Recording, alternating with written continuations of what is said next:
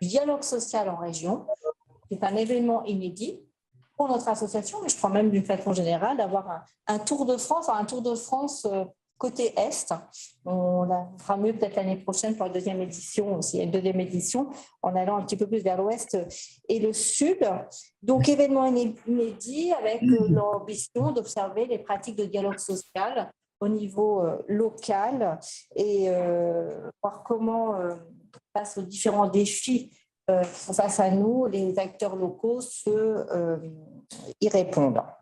Alors, pour cette première édition, on suit un fil conducteur d'une crise à l'autre, face à la succession des crises, la concomitance de crises, en quoi le dialogue social joue un rôle pour permettre aux entreprises de la sphère privée, mais aussi de la sphère d'économie sociale et solidaire, parce qu'on aura quelques témoignages. Alors, peut-être pas assis, ce soir, on a un représentant de l'économie sociale et solidaire avec le groupe UP. Comment ces acteurs gèrent ces crises, ils résistent, voire permettent de se remodeler.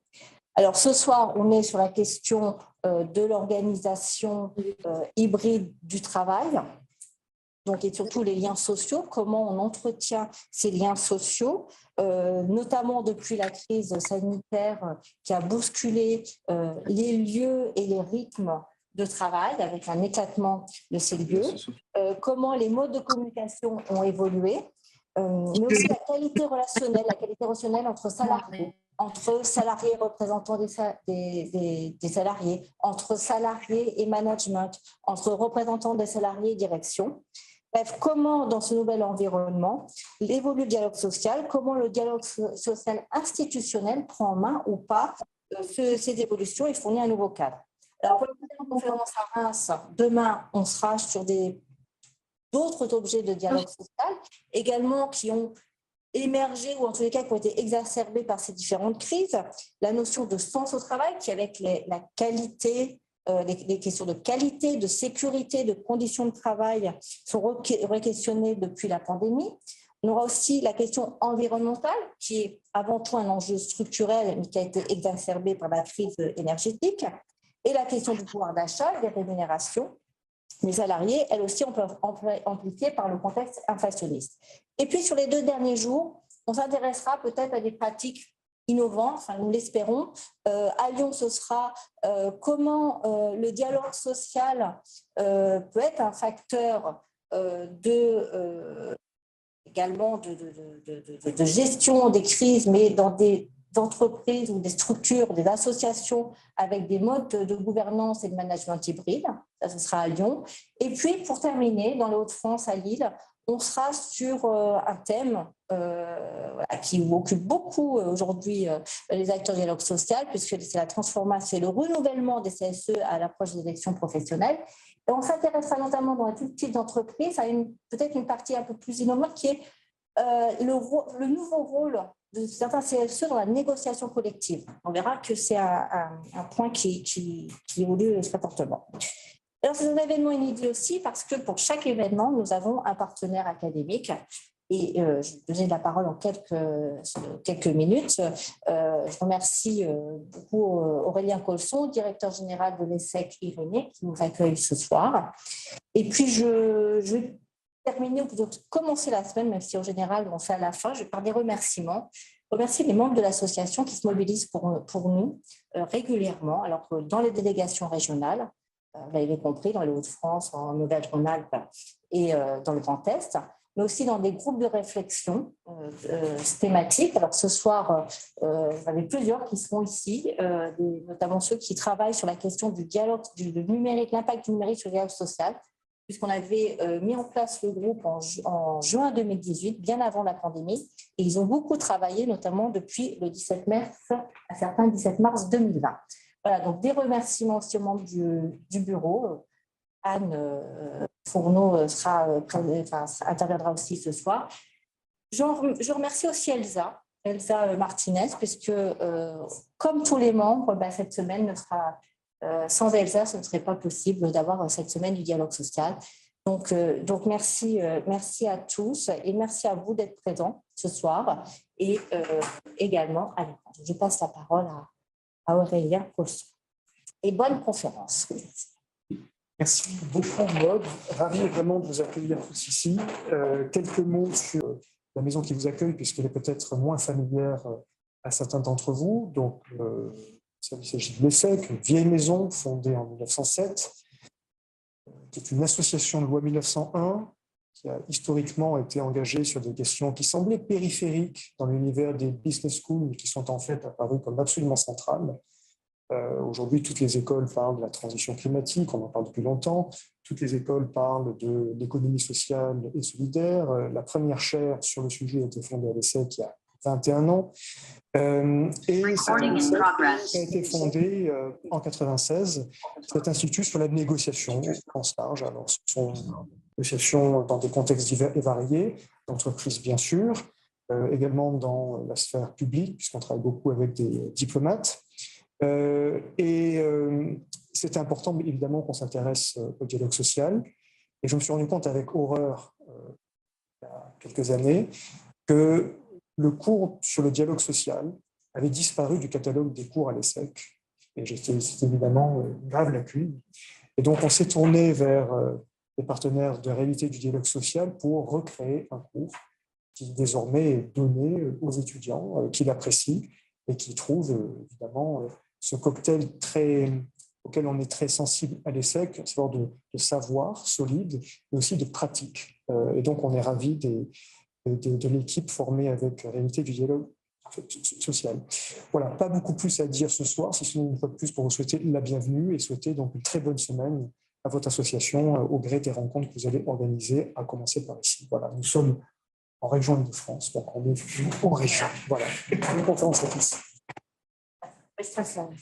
Arnaud qui va vous dire tout à fait. Bonsoir à toutes et à tous. Donc, c'est à nous que revient l'insigne honneur de lancer cette semaine sur le dialogue social en région, et donc en région Île-de-France, effectivement. Un sujet ce soir qui est vraiment au cœur de l'actualité, en tout cas au croisement Île-de-France. Mais celui-là, évidemment, il est un peu consécutif aux multiples épisodes qu'on a connus ces 2 dernières années, notamment le premier d'entre eux qui a été la crise sanitaire, qui a servi un peu de révélateur de nombreuses tendances auxquelles on était confrontés depuis quelques années, et qui a joué un rôle à la fois d'accélérateur, mais aussi certainement de transformation très importante sur la façon notamment d'aborder les questions du dialogue social. Alors, peut-être pas simplement du dialogue social, on va le voir ce soir avec nos intervenants. Ça touche même au fondement même des relations professionnelles, voire plus loin de l'avenir du travail, en tout cas de la façon qu'on a aujourd'hui de travailler dans un contexte de relations sociales, de relations professionnelles qui sont effectivement hybrides. Et si on a vu, c'est un peu le phénomène de la marée. Donc, il y a le flux, le reflux. La question, c'est où le reflux va-t-il s'arrêter? Donc, c'est un certain nombre de tendances et de questions de fond qui vont être amenées à être débattues, discutées et sur lesquelles on va pouvoir échanger ce soir. Je remercie également du coup RDS d'abord de m'avoir proposé d'intervenir et d'animer cette réunion ce soir en tant qu'administrateur de l'association et représentant mon entreprise, donc le groupe UP. Et je vais donc sans tarder inviter celles et ceux qui vont contribuer ce soir à nous éclairer sur les enjeux. Donc, je vais les appeler, ce n'est pas du tout dans l'ordre, et puis évidemment, ce n'est pas paritaire. Mais ça, c'est logique quand on a 5 intervenants. De toute façon, quoi qu'il arrive, c'est dur de faire paritaire. Donc, ce n'est pas dans l'ordre dans lequel cela vous est présenté. Le premier que je vais inviter à me rejoindre, c'est Yann-Noël Larreur, qui est avocat au barreau de Paris et qui est spécialiste. Alors, vous allez voir, hein, je pense que si on devait en choisir un, oui, il n'y a pas de C, ce n'est pas Larcher, c'est Larreur. Alors, je ne sais pas si on dit Larreur d'ailleurs, ou Larreur, ouais. Donc, qui est avocat au barreau de Paris et qui a une double spécialité. Donc, je pense que tu étais parfaitement désigné pour être des nôtres ce soir, à la fois spécialiste en droit du travail et spécialiste sur les questions du droit du numérique. Et donc, c'est un peu la synthèse des deux qui va t'amener à intervenir ce soir avec nous. J'aurai comme deuxième intervenante Pauline de Bec-de-Lay. Pauline est juste là au premier rang. Pauline est maître de conférence à l'ENS Paris. Paris-Saclay. Voilà, Paris-Saclay, je précise le Saclay, important. Nous aurons ensuite Jérôme Chemin, qui représente la CFDT Cadre et qui est délégué syndical, secrétaire général adjoint de CFDT Cadre et délégué syndical également à Accenture. Oui.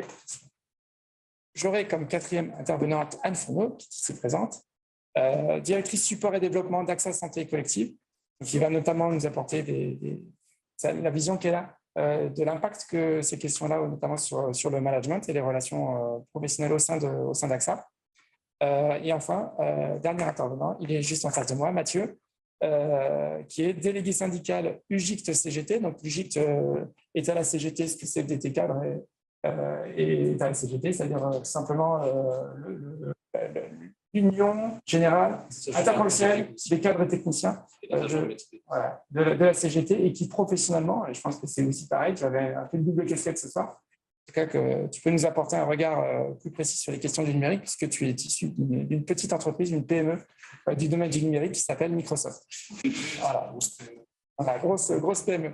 Donc, pour essayer de cadencer un petit peu les interventions de ce soir, j'ai prévu en fait 2 cycles de questions qui seront un peu les mêmes, mais vous allez voir que je vais essayer de rebondir. L'objectif étant… Ah oui, on a la souris qui est là. Peut-être que… Oui, parce que vous avez… Voilà. Comment je fais pour enlever? Voilà. Alors, je vais continuer si vous m'entendez bien. C'est peut-être plus important. A priori, il n'y a pas de problème au niveau du son. Ah oui, c'est pour qu'on puisse avoir le retour d'écran et qui va nous permettre aussi à nous, depuis la scène, d'avoir éventuellement la lecture des messages et des réactions que vous aurez.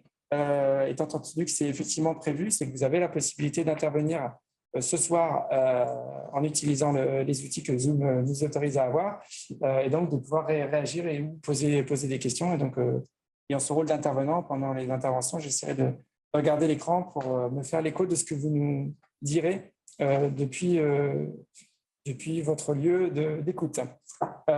Donc, comme je le disais, donc deux temps ce soir, dans l'idée étant de pouvoir faire rebondir aussi sur les questions. On va d'abord, puisque le sujet est bien évidemment posé, mais on va avoir un premier temps qui va être plutôt un temps d'éléments de retour sur le diagnostic, ou en tout cas l'analyse qu'on peut faire de la situation actuelle, notamment sur l'impact réel et actuel et passé dans la période récente qu'a eu le numérique sur les relations sociales et les relations professionnelles, avec bien évidemment, sans oublier la dimension, le caractère hybride des relations du travail.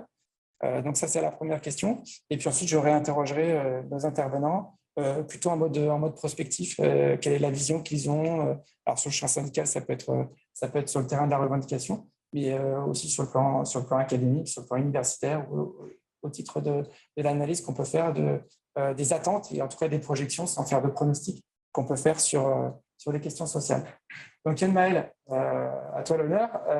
Donc évidemment, alors le temps, je vais aussi avoir cette lourde responsabilité que d'être le maître du temps. Donc on va essayer de faire en sorte à ce que les interventions ne soient pas trop longues, à la fois pour rebondir entre nous, mais aussi pour derrière donner la possibilité aussi à ceux qui sont avec nous en présentiel de pouvoir éventuellement réagir et poser des questions. Donc Yann Maël, quelle est la lecture que tu fais de la situation actuelle, qui est quand même assez déroutante, hein? On est passé d'un monde à un autre. Et aujourd'hui, en tant qu'avocat, notamment au regard des sujets et des dossiers qui te sont soumis, quelle est l'analyse que tu fais de cette situation avec le caractère très impactant de l'évolution du numérique sur les relations sociales? Alors moi, je n'ai pas vraiment l'impression qu'on soit passé d'un monde à l'autre. J'ai plutôt l'impression qu'il y a des gens qui ont découvert qu'il y avait un autre monde qui existait. Et il y a beaucoup de gens qui n'ont pas attendu finalement la crise Covid pour s'intéresser au numérique et au dialogue social. Alors moi, par dialogue social, j'aime bien prendre une définition plus large que les rapports formels institutionnalisés, notamment par le Code du travail, mais dans une plus grande perspective, tout ce qui concourt au dialogue dans les entreprises, dans la société, et un petit peu dans tous les sens, à l'image du dialogue qui se passe aujourd'hui sur les outils numériques. Et c'est vrai qu'il y a quelque chose qui a changé, mais ça fait déjà plusieurs années que c'est en émergence, c'est le dialogue un peu brouillon, un petit peu protéiforme sur les réseaux sociaux. Et ça vient bouleverser pour moi profondément ce qui était le dialogue social institutionnalisé, et puis ce qui était aussi le rôle de chaque individu, de la place de chacun, de la façon dont on recevait les informations. C'est vrai qu'avant, les salariés, quand ils voulaient des informations sur leur entreprise, ils n'avaient pas le choix. C'était des informations qui venaient du bouche à oreille à l'intérieur de l'entreprise en mode rumeur, soit c'était les tracts syndicaux, soit c'était la parole de l'employeur. Et bien aujourd'hui, l'un des premiers canaux qu'ils utilisent, c'est les réseaux sociaux. Ils vont avant même d'être recruté dans l'entreprise, regarder ce qu'on dit de l'entreprise. Alors parfois c'est faux, parfois c'est très vrai, mais en tout cas ça bouleverse aujourd'hui les canaux de l'entreprise et ce qu'on peut attendre en termes d'information. Pour moi, la révolution, c'est ça, c'est d'abord une révolution des usages et d'accès à l'information. Avant, c'était l'entreprise et les syndicats qui contrôlaient finalement les informations et qui les diffusaient. Et aujourd'hui, c'est plutôt les salariés qui les diffusent, alors souvent de manière très anarchique, puisque ce n'est pas encadré, ce n'est pas accompagné, c'est avec des risques aussi, on reviendra peut-être dessus, parce que le salarié il n'est pas protégé aujourd'hui quand il émet des informations sur son entreprise. Il a toujours le devoir de loyauté. Et on voit de plus en plus d'affaires où des salariés finalement sont rattrapés parce qu'ils ont fait un tweet, parce qu'ils ont créé un compte pour dénoncer leur entreprise sous un pseudonyme, mais ça ne les protège pas. Finalement, il y a des protections qui existent pour les syndicats et ça n'existe pas aujourd'hui pour les salariés. Il y a le lanceur d'alerte, mais bon, finalement, le lanceur d'alerte numérique, derrière un compte Twitter, le juge, il n'a pas encore pris ça en compte. Et c'est des vraies questions qui se posent et ça bouleverse toutes les organisations. On l'a vu, on le voit très, très régulièrement à travers la jurisprudence. Il y a des emplois qui sont en jeu, il y a des entreprises qui peuvent péricliter à cause d'un tweet aujourd'hui d'un salarié. Je ne suis pas là pour dire si les tweets sont justes ou pas justes, mais voilà, ça bouleverse tout. D'accord, donc selon toi, c'est pas la crise, notamment la crise sanitaire Covid, qui a fait évoluer les choses. Elles étaient déjà là. Pour moi, il y a eu un phénomène d'accélération ou de prise de conscience. Ce n'est pas accélération, pour moi, c'est plutôt un révélateur. C'est un révélateur parce que on s'est rendu compte que déjà qu'il y avait plein d'autres outils qui n'étaient pas ceux de l'entreprise que les gens utilisaient pour communiquer, dans la précipitation, on a confronté aussi les gens qui travaillent avec le numérique et puis finalement ceux qui utilisent le numérique mais pas que dans leur travail. On a vu aussi une dichotomie importante entre finalement ceux qui étaient censés maîtriser le numérique, les cadres, et puis les employés lambda qui n'étaient censés pas pouvoir télétravailler. Finalement, on s'est rendu compte qu'eux, ils avaient assez souvent les bons usages et que finalement, la culture du numérique, elle n'était pas toujours partagée tout en haut par les organisations. Je pense que c'est plutôt une révélation qu'un bouleversement. D'accord, merci Yann-Maël. Pauline, du coup, c'est la même question, mais alors, du coup, peut-être d'un point de vue plus académique. Oui, en fait, moi, je vais compléter ce qu'il y a avant avec un autre angle d'attaque. C'est vraiment de dire qu'il n'y a pas eu de bouleversement entre les salariés et les directions, ce que vous avez dit, mais plutôt au sein des syndicats et entre les syndicats et la direction.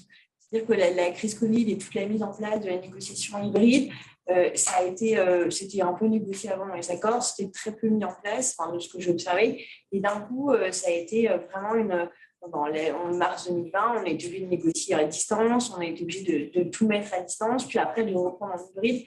Et en fait, là, vraiment, ça a obligé les directions et les syndicats à évoluer à ce niveau-là. Pour moi, il y a vraiment une révolution à ce niveau-là, vraiment entre les négociations et les directions et les syndicats. Vraiment un premier impact. Il y a toute la disparition, c'est Goffman et Friedman qui en parlent en disant tout le côté théâtral, vous êtes en réunion, vous négociez, on joue le théâtre, on joue une pièce de théâtre et puis en coulisses, on négocie. D'un coup, on se retrouve à négocier en visio, donc on ne va pas faire des éclats de voix parce que ça ne sert à rien. On n'a pas forcément les caméras, donc tout le côté gestuel disparaît aussi. Ce qui fait qu'il y a vraiment une transformation du dialogue social à ce niveau-là. Il y a eu aussi une transformation du dialogue social entre syndicats eux-mêmes. C'est-à-dire, là, je pense que Jérôme va commenter tout à l'heure, mais on était vraiment, on a des syndicats qui étaient régulièrement, qui étaient tout ensemble. Et puis, en fait, les réunions, il y a une partie où ils sont à distance, d'autres qui sont présents. On a des syndicalistes qu'on ne voit pratiquement plus. Donc, il n'y a plus l'implication de certains syndicalistes. Donc, il y a vraiment une révolution à ce niveau-là. Il y a beaucoup moins de révolution, en effet, sur salariés et direction ou salariés syndicats, parce qu'il y avait déjà tous les groupes Facebook, les groupes LinkedIn, on pouvait voir ce qui se passait, on pouvait tout suivre. Les syndicats pouvaient discuter, ils avaient des applications ou des groupes d'échange. Enfin, c'était assez bien fait. Mais c'était vraiment ces deux grands niveaux qui ont évolué et on a vraiment vu une révolution. Et cette révolution, elle s'est poursuivie dans le temps. C'est-à-dire que même si on est passé sur un mode hybride, on n'a pas toujours, dans les réunions de négociation, on n'a pas toujours tous les syndicalistes qui sont présents. Ce qui fait lorsqu'on avait fait notre recherche, on a vu de certains éléments, c'est ceux qui étaient vraiment, qui avaient décidé d'adhérer au syndicat, de représenter pour avoir une vraie mission, étaient très actifs, et ceux qui étaient plutôt dans une situation un peu, voilà, je suis là parce qu'on m'a demandé, et puis c'est un peu pour aider, mais en même temps, je ne suis pas très motivée ou je veux être protégée, en fait, ils ont disparu du radar de la négociation. Donc, on a vraiment eu un tri aussi entre les vrais syndicalistes motivés et ceux qui étaient moins actifs et qui étaient plutôt là pour dire qu'ils étaient présents. Donc, il y a vraiment eu cette évolution-là. Et ce qui fait qu'on a un isolement qui s'est fait avec certains syndicalistes qui se sont mis de côté. Et on a aussi des groupes très actifs qui ont continué à être actifs. Donc, c'est vraiment l'objet de mon propos, c'est de dire qu'il y a une révolution dans les syndicats et entre syndicats et direction, et beaucoup moins sur syndicats salariés ou direction salariée. D'accord. Donc ça, c'était un sujet important quand en préparant nos échanges de ce soir. C'est vrai que c'est en tout cas un aspect que je n'avais pas du tout analysé. Le rapport entre comment les relations sociales de nature physique, finalement, le fait d'être ensemble autour d'une table, pouvait finalement être complètement remis en cause par à la fois le caractère hybride ou complètement à distance, ou un certain nombre d'éléments, comme notamment les discussions de couloir qui pouvaient jouer un rôle important sur la façon qu'on avait de négocier, a pu être impacté par cette évolution-là. Et est-ce qu'aujourd'hui, on sent un petit retour en arrière ou est-ce que les us et coutumes et les habitudes de rapport à l'utilisation des outils numériques permettent finalement d'imaginer de nouvelles formes de relations sociales dans les entreprises? Alors, en fait, on a vu si ça se continue en hybride, ce qui fait qu'en fait, tout ce qui est la partie théâtrale, elle est quand même disparue, ou en réunion, elle est beaucoup présente. Toute la partie coulisse, elle est encore présente. C'est-à-dire qu'on n'a plus côté théâtral en réunion, mais avant, il y a des réunions en visio qui se font pour préparer ces négociations-là.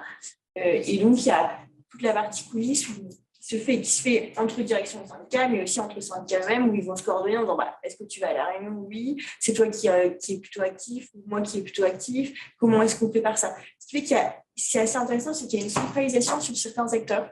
On avait un dialogue social où on avait des équipes syndicales un peu plus étoffées, et là, on a un acteur majeur qui va être présent pendant toute la négociation, sur qui le syndicat va laisser donner les actions à faire, et donc il va être vraiment l'acteur majeur. Si avant on avait des dialogues entre certains syndicats ou même en intersyndical, c'est beaucoup moins le cas aujourd'hui.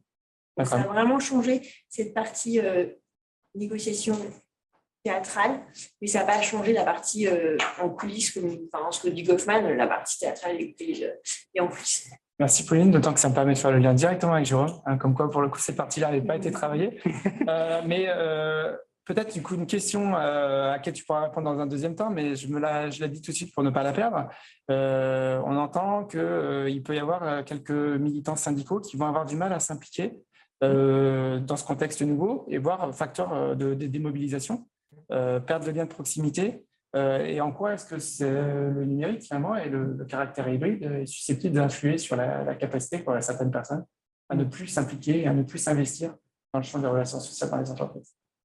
Donc c'est complémentaire à la. Je vais la garder dans un coin de la tête, celle-là, d'accord. Déjà, merci pour l'invitation. Alors, comme le disait Maud, c'est un sujet qu'on travaille depuis 2018. Ce qui est intéressant, c'est, je dirais, avant crise, après crise. Avant crise, il y avait coexistence de pratiques très différentes selon l'activité et la maturité de l'entreprise sur le numérique. Et les deux coexistaient, c'est-à-dire qu'il y avait un dialogue social qui était déjà numérique dans certaines entreprises et un dialogue social qui était purement présentiel, sans outils numériques, avant la crise. Et ces deux modèles-là existaient avec leurs avantages et leurs inconvénients. Ça fonctionnait. Ce qui est arrivé en mars 2020, c'est que finalement, n'a subsisté qu'un seul modèle. Donc, ceux qui étaient déjà se disaient « youpi, on va voir à grande échelle si ce qu'on a mis en place fonctionne ou pas ». Et puis, ceux qui n'y étaient pas du tout, il a fallu faire rentrer du 38 dans du 36. Et là, évidemment, c'était beaucoup plus compliqué. Et la difficulté, évidemment, c'est que la deuxième maturité, c'est qu'il ne faut jamais oublier, évidemment, que les représentants du personnel, et j'insiste à chaque fois en disant, ce sont des salariés d'entreprise, avant tout. Le droit a voulu que les représentants du personnel ne soient pas des personnes parachutées de nulle part, mais ce sont véritablement des salariés. Et ils ont les mêmes avantages, et ils ont les mêmes défauts que les salariés lambda. C'est-à-dire que vous pouvez très bien être un super geek dans une entreprise qui n'est pas du tout numérique, et regretter peut-être que certaines choses fonctionnent moins bien que s'il y avait un bel ordinateur derrière tout ça. À l'inverse, être complètement nul dans une entreprise numérique. Les deux se voient. C'est difficile de les cacher. La deuxième chose importante, je pense, c'est sur les moyens de négociation. C'est-à-dire qu'on s'est retrouvé aussi à négocier des accords qui n'étaient pas des accords valables 3 ans sur des thèmes qu'on allait pouvoir déployer sur un long terme, etc. Non, on négociait pour des trucs le lundi qui devaient être appliqués dès le vendredi. Si ce n'était pas déjà négocier des trucs le lundi, qui devaient déjà être appliqués la semaine d'avant, parce qu'on était super en retard. Donc on a eu aussi une espèce de temps qui s'est complètement disloqué, avec des tolérances très grandes. Vous savez que les syndicalistes, ils sont très rigoureux, il faut envoyer les documents une semaine avant, sinon on bloque la réunion, on n'est pas content, on frappe du poing sur la table, etc. Là, on a complètement ouvert les vannes. On acceptait d'être consulté avec des documents sur pièce, etc. On a été dans la conciliation. Certaines directions d'ailleurs dit qu'ils avaient découvert leurs OS, et vice-versa. Les OS ont découvert les directions, dans une espèce de dialogue où disant on ne sait pas trop comment on va faire, mais on va essayer que ça fonctionne. On va essayer que ça marche à peu près, etc. Est arrivée ensuite une autre problématique j'aime bien faire le parallèle avec on est sur la négociation ce soir, je sais qu'on a une table ronde sur le dialogue social, mais j'aime bien faire un parallèle avec ce qui se passe dans le travail aussi, parce que finalement, ce qui se passe dans le travail, c'est pas très différent de ce qui se passe dans le dialogue social. Et on a eu une problématique, par contre, et là, quelle que soit l'entreprise qui était touchée, une problématique importante, ce sont les outils de communication qui ont été utilisés. C'est-à-dire que les directions se sont retrouvées complètement dépassées parce qu'elles avaient d'un côté les outils qu'elles maîtrisaient, Office 365, Teams, etc. Et puis, alors là, des trucs sur lesquels elles n'avaient absolument pas la main. Comment ça, ils utilisent WhatsApp pour discuter entre eux? Non, mais attendez, moi, je vois rien, je ne suis pas dans le groupe. Comment ça se fait que je ne sois pas dans ce truc-là, etc. Qu'est-ce qui se dit? Est-ce que ce qui se dit est correct? Est-ce que je ne suis pas en train de risquer mon rôle d'employeur si un salarié en insulte un autre dans cet outil-là, etc. Tatati, tatata. Et ça a été pareil pour les négociations, c'est-à-dire qu'on a dû inventer tout ce qui se disait. Et là, je fais un comparatif avec le monde du travail. Tout ce dialogue informel qu'il a fallu formaliser. Et ça a été évidemment très compliqué parce que le dialogue social a quand même été, je dirais, dans sa dynamique, a été un petit peu rompu quand même. Quand vous êtes en négociation, vous aimez bien appuyer ce qu'a dit votre collègue syndicaliste d'un autre syndicat, vous aimez bien vous mettre tous les deux contre la direction, c'est bien que l'ennemi commun rassure, mais ce que je veux dire par là, c'est que là, c'était quand même très codé. Il fallait lever sa petite main jaune dans Teams pour attendre de prendre la parole. On n'avait souvent pas allumé la caméra, donc les directions nous disaient « je balance ». Une remarque, quand vous êtes dans la salle, je vous vois trépigner, lever les yeux au ciel, claquer une porte, etc. Là, je lance quelque chose, j'ai 40, comme je l'ai là ce soir, j'ai 40 noms qui apparaissent en face de moi, je ne sais absolument pas la réaction. Et je ne sais même pas si les gens derrière sont en train de m'écouter. Bon, généralement, en présentiel, ils m'écoutaient des fois pas plus, mais je le voyais. Là, je ne sais pas. Donc, comme je suis un délégué syndical ou une direction assez confiante, je me dis, bon, je pars du principe qu'ils m'écoutent et qu'ils ont compris ce que j'ai dit. On va voir s'il y a des questions qui arrivent. Voilà. Et la différence, elle est là. Et je dirais, après, il a fallu revenir sur l'après.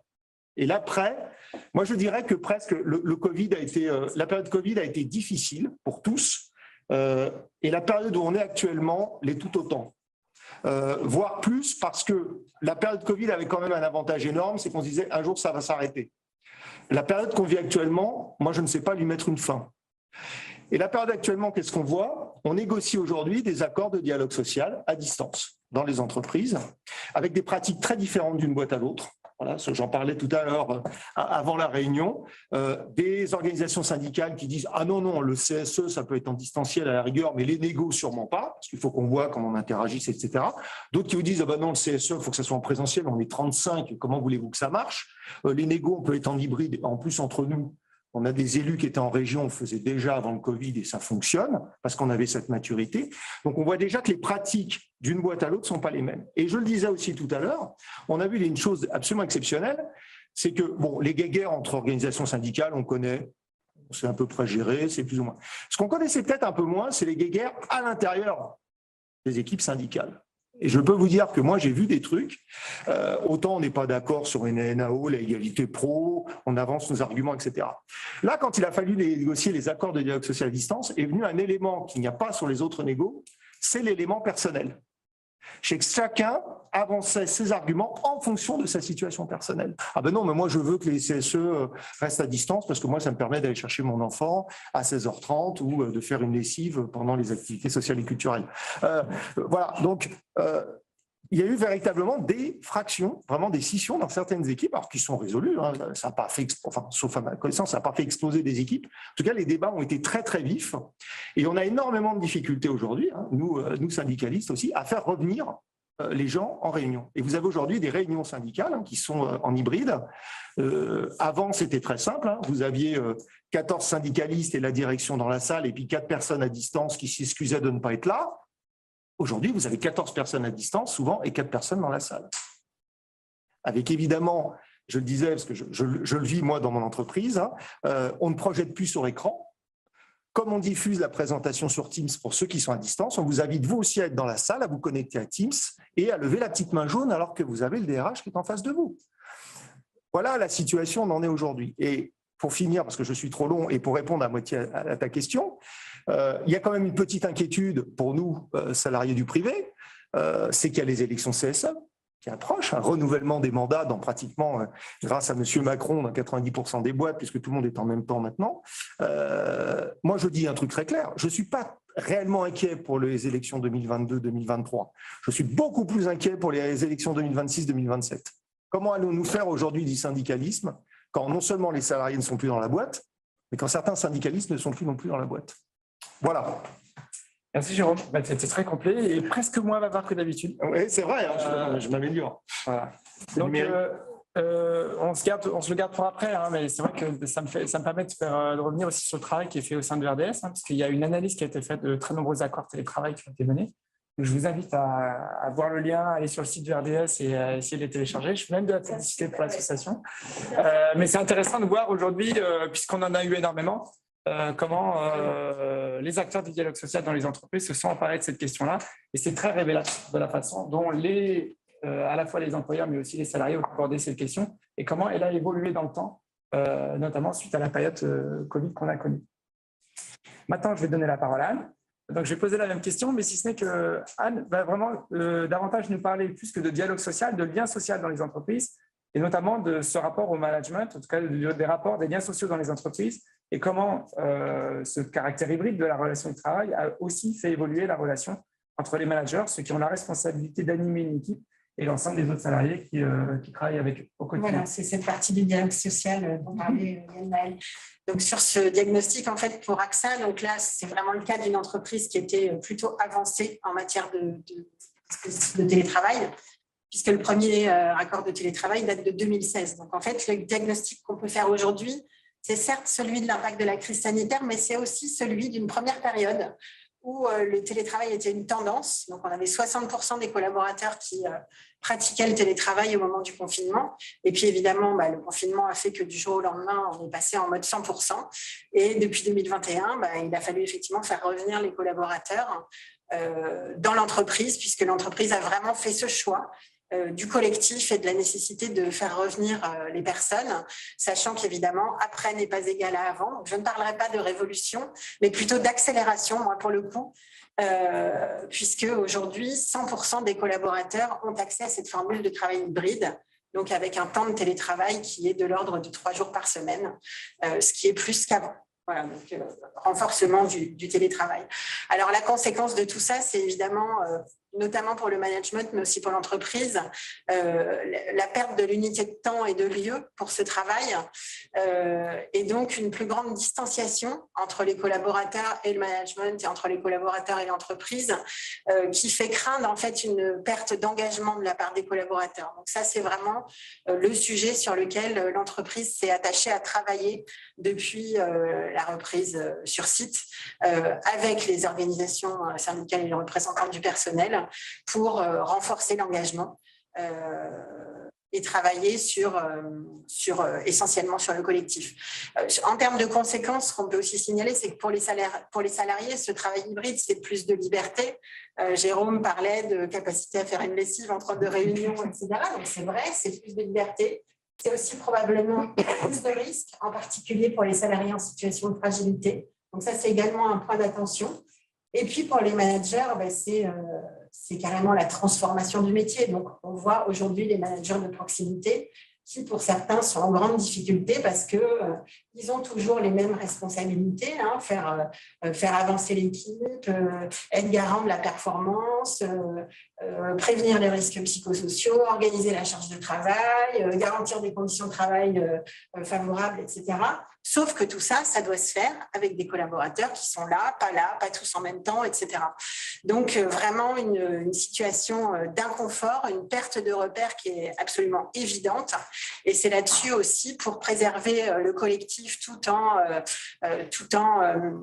favorisant l'atteinte d'objectifs d'aspiration individuelle. C'est surtout ça qu'il va falloir travailler, c'est le challenge. C'est vraiment transformer la culture managérielle et faire en sorte que les managers s'approprient ce travail, non pas à distance, mais hybride, parce que finalement, je pense que c'était peut-être plus facile par certains aspects à distance. Aujourd'hui, c'est l'hybridité qui était une tendance avant le confinement, qui est aujourd'hui la norme et que toute l'entreprise doit s'approprier. D'accord, donc c'est le caractère hybride ou par rapport au fait qu'on soit complètement à distance, qui finalement était plus facile. Par certains aspects, mais en tout cas, moi, tout le monde était des situations très compliquées, de salariés en état d'épuisement, d'isolement, etc. Donc, pour ces sujets-là, je ne dirais pas que c'était plus facile totalement à distance, mais en tout cas, pour certains sujets, oui, peut-être. D'accord, merci Anne. Donc Mathieu, dernier intervenant pour la première sortie de questions. Donc, tu représentes le GICT CGT, moi qui ai la chance aussi de beaucoup échanger avec beaucoup des acteurs du dialogue social. Ça fait déjà plus de 10 ans qu'on entendait à l'UGICT parler de droit à la déconnexion. Donc, c'est un des sujets qu'on vient d'évoquer, en tout cas affleuré. Donc, est-ce que tu peux nous dire aussi du positionnement de l'UGICT CGT sur la question de l'impact du numérique, on va dire avant la période de crise, et qu'est-ce que la crise apporte comme enseignement sur le plan de la revendication sociale et syndicale?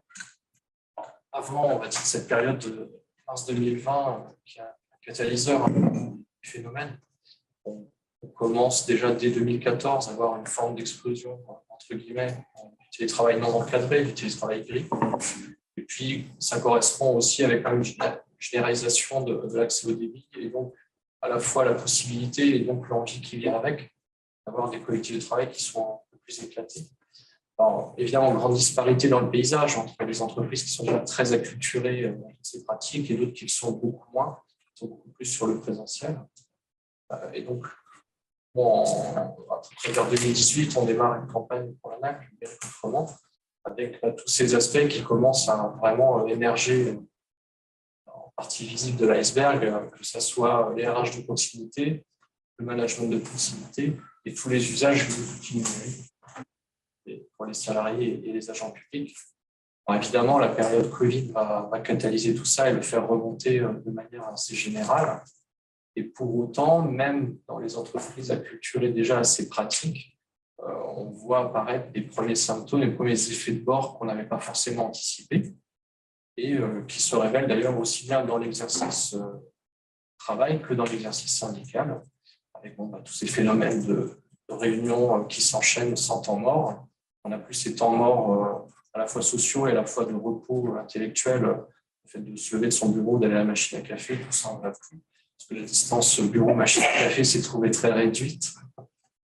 Et tout ça, ça émerge dans les deux mondes. Et on voit finalement qu'on peut établir un parallèle en termes d'organisation entre les collectifs de travail et les collectifs syndicaux. Ou si on n'a pas pris le temps de reposer les fondamentaux et de repenser l'organisation et la façon dont on va à la fois gérer la relation et aussi les temps. Parce que la transformation numérique du travail a introduit des temporalités qui sont très différentes et crée des grands écarts sur le travail et aussi l'exercice syndical. Et là, on avait aussi une unité de lieu qui disparaissait.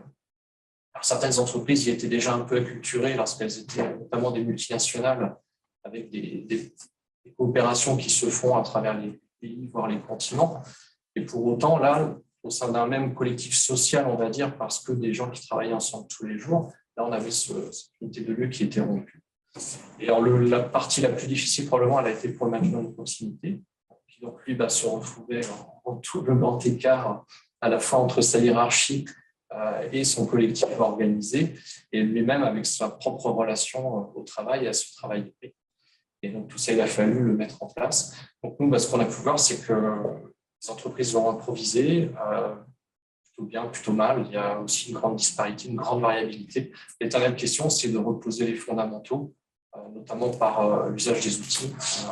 Certains ont mis en place de nouveaux outils à cette occasion, mais comme bien souvent, quand on met en place de nouveaux outils, notamment les réseaux sociaux d'entreprise, on met en place l'outil avant de penser l'usage, et derrière, résistance au changement ou pas, l'utilisation va souffrir d'une non-homogénéité, d'une non-cohérence, et souvent, les outils qu'on va utiliser parce qu'il faut le faire, mais sans y avoir réfléchi collectivement sur l'appréhension et l'appropriation. Et bon, tout ça, évidemment, a duré pour certaines entreprises 2 ans, avec des gains quand même assez importants. Il y a une étude récemment de Malkoff Humanis sur le fait que les RPS sont passés devant les TMS, une première affection. Tu peux préciser, parce que moi je sais, mais oui, je ne sais pas. Donc les risques psychosociaux, que je préfère appeler risques organisationnels, sont passés devant les troubles musculo-squelettiques. Alors que pendant le confinement, on aurait peut-être pu s'attendre quand même à ce que les troubles musculo-squelettiques restent en tête du peloton, puisque l'équipement est quand même aussi une grande variabilité entre les entreprises. Donc, alors là aussi, on ne pose pas les fondamentaux. Donc, dans la brochure de l'INRS sur l'ergonomie du poste de travail sur écran, c'est assez simple. Il y a une seule illustration qui permet de couvrir tout le sujet. Et malgré ça, on a quand même vécu des situations très, très, très différentes. Donc, globalement, bon an, mal an, un télétravail plutôt en mode dégradé, globalement, alors qui va de toute façon être confronté au fait que bien souvent, et ça on le constate, il y a quand même une appétence, un désir de pouvoir continuer à vivre le travail hybride, à vivre le télétravail pour les salariés, mais c'est toujours un oui, mais évidemment, parce qu'il y a des contraintes. Donc, contraintes soit d'équipement, contraintes soit de frais professionnels. Donc là, comme le disait Jérôme, on pensait que la fin du Covid nous permettrait de quitter cette zone un peu d'incertitude. Et pourtant, on est rentré de plein fouet dans une deuxième. Là, je pense notamment à l'incertitude sur le coût énergétique et du climat hivernal à venir, avec des entreprises qui, au sortir du Covid, envisageaient de faire un petit peu revenir tout le monde à la maison. Finalement, si on corrèle ça au choix du gouvernement de faire réduire la facture énergétique des entreprises, on va peut-être inciter les gens à travailler davantage chez eux et s'en remettre. Quand tu disais revenir à la maison, c'était rester à la maison en fait. Revenir à la maison, revenir au bercail. Et là, qui se disent que finalement, peut-être qu'on pourrait invoquer le 22-11 et le télétravail exceptionnel et se dire que tout le monde chez soi et couper le chauffage de l'entreprise, ça pourrait être une bonne idée. Donc, à nouveau, une incertitude parce que les salariés, eux, pourraient vouloir le contraire, être plutôt en sortie de Covid sur une volonté de poursuivre un télétravail, voire de l'accentuer, dans une bonne mesure et un bon équilibre, évidemment, et qui, confrontés à des difficultés cet hiver, pourront se dire que non, moi, je n'ai pas envie qu'on m'oblige, entre guillemets, parce que le télétravail ne peut pas être obligatoire, sauf cas exceptionnel très, très limité, à retourner dans l'entreprise. Donc, à nouveau, on pensait revenir dans la certitude et voir comment ça atterrissait post-Covid. Et puis, finalement, non, on va peut-être retomber dans une situation où de nouveaux usages, de nouveaux choix. Donc, à suivre. Voilà, donc c'est un éternel recommencement. Oui. Peut-être justement, ça va permettre aussi, c'est qu'en fait, on a constaté, c'est l'analyse qui avait été faite, donc une analyse à chaud de tous les accords télétravail qui ont été signés, négociés finalement quasiment, parfois même en période de crise, donc des accords négociés dans le contexte d'une négociation à distance, qui était, je pense, pour beaucoup de négociateurs et de représentants des salariés de direction une première. Et est-ce qu'on a aujourd'hui une tendance à la renégociation de ces accords, ou en tout cas une forme de remise à plat des accords? La question s'adresse autant à Jérôme qu'à toi, Mathieu. Ou est-ce que, pour le moment, on se satisfait de cet entre-deux en attendant de voir ce qui va se passer d'ici la sortie d'hiver, avec notamment l'impact de la crise énergétique qui d'ailleurs donnera certainement lieu aux autres débats du dialogue social sur la question du dialogue social et transition énergétique? Peut-être, je dirais non. À la fois parce qu'il y a encore beaucoup d'entreprises qui n'ont pas d'accord télétravail. C'est-à-dire que la charte télétravail qui est possible n'a pas soulevé un engouement vraiment notable. Donc non, renégocier. Et pourtant, pour certains, ça serait nécessaire parce qu'effectivement, un des écueils de la négo en période de confinement, donc en période de télétravail exceptionnel, ça a vraiment biaisé point de vue sur le télétravail. Donc des accords qui ont été négociés vraiment en pensant uniquement au télétravail exceptionnel, ce qui devrait être la minorité des cas, bien évidemment. Mais pour autant, pas forcément de volonté de renégocier. Espérons, si jamais il y a un réel impact énergétique, et bon nombre d'accords ont quand même des lacunes sur les frais professionnels, espérons qu'il y ait quand même un consensus sur le fait de vouloir renégocier au moins cette partie-là, sans avoir à dénoncer l'entièreté de l'accord. Du coup, Jérôme, je pense que quand on peut tous réagir par rapport à ce point-là, puis ensuite je referai mon deuxième tour, on est dans les temps, donc pour le moment c'est parfait, on va avoir le temps de revenir sur la deuxième salve de questions. Donc Jérôme, mais je vois que Yann Maël aussi réagit. Sur le numérique, puisque c'est le sujet aussi, c'est ce que j'appelle le numérique en cascade. C'est-à-dire que le numérique a permis en effet le développement du télétravail. Et là, dans les boîtes qui sont bien avancées sur le télétravail, on est dans la vague 2 actuellement. Et moi, je suis énormément sollicité sur la question, parce que c'est aussi un de mes sujets, étant dans la boîte Accenture qui l'a importé en France, à savoir le flex office. C'est-à-dire que là, le flex est en train d'exploser actuellement. Toutes les organisations passent en flex, entreprises publiques ou privées. Il n'y a plus du tout de secteurs qui sont épargnés aujourd'hui. Et ça apporte forcément un impact parce que qui dit flex dit évidemment moins de place dans les bureaux, donc plus de télétravail, un accueil dans certaines boîtes un peu plus difficile, donc des gens qui vont pratiquer ce que j'appelle le télétravail faute de mieux. Si je ne suis pas si bien accueilli que ça dans les locaux d'entreprise, je vais peut-être rester chez moi parce que c'est mieux. Les boîtes qui vont donc constater que finalement, ils ont encore trop de place assise, donc proposer encore plus de télétravail et on risque de tomber un peu comme le hamster dans la roue, ça va s'accélérer en gros. Et je pense que je rejoins, c'est que les accords télétravail en ce moment ne sont pas renégociés. Il faut savoir qu'il y en a aussi, là je fais une petite pique vis-à-vis de certaines entreprises, il y a des accords d'entreprise qui ne sont en vigueur que depuis pas très longtemps, puisque les entreprises avaient négocié certaines des accords télétravail pendant le Covid, en mettant que c'était sur du télétravail régulier. Donc en fait, quand les organisations syndicales ont signé et ont voulu mettre en place ces accords, on leur a dit « Ah ben non, là attendez, on est en crise sanitaire, c'est télétravail exceptionnel, on appliquera l'accord télétravail quand on viendra en situation normale. » Donc remboursement de frais, etc., que dalle. Je ferme la parenthèse. Ce que je veux dire par là, c'est qu'il y a des sujets, des sujets annexes qui vont arriver sur la question.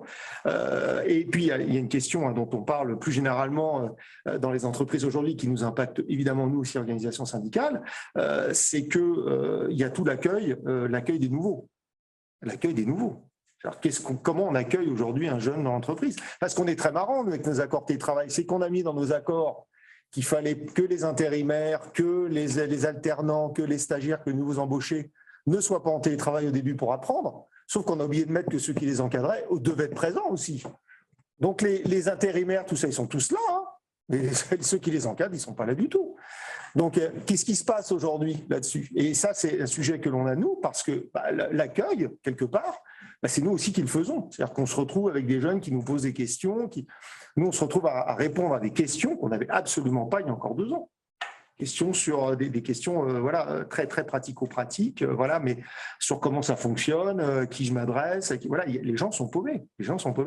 Voilà. Donc, je pense que c'est… Besoin de boussole. Ouais, et je pense que ça va être la suite là-dessus. On a une réaction et une question. Avant que je donne la parole à Yann Maël qui voulait intervenir, rebondir sur le sujet. Définition du flex office. Très rapide.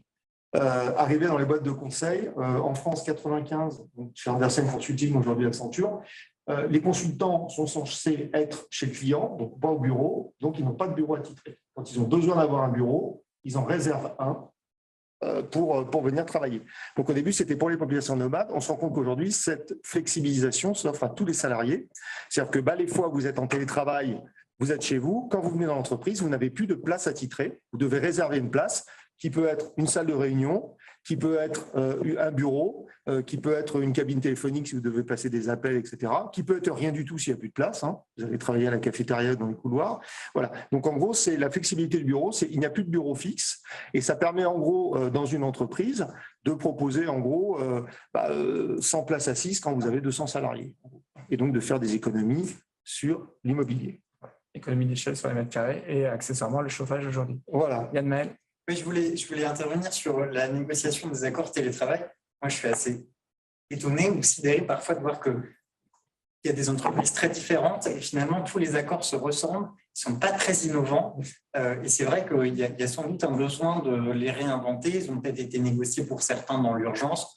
Bon, l'urgence, elle dure depuis 10 ans dans certaines entreprises aussi. Donc, on a juste rajouté des jours supplémentaires, mais on n'est pas allé au-delà. Le télétravail, ce n'est pas exactement comme travailler dans l'entreprise.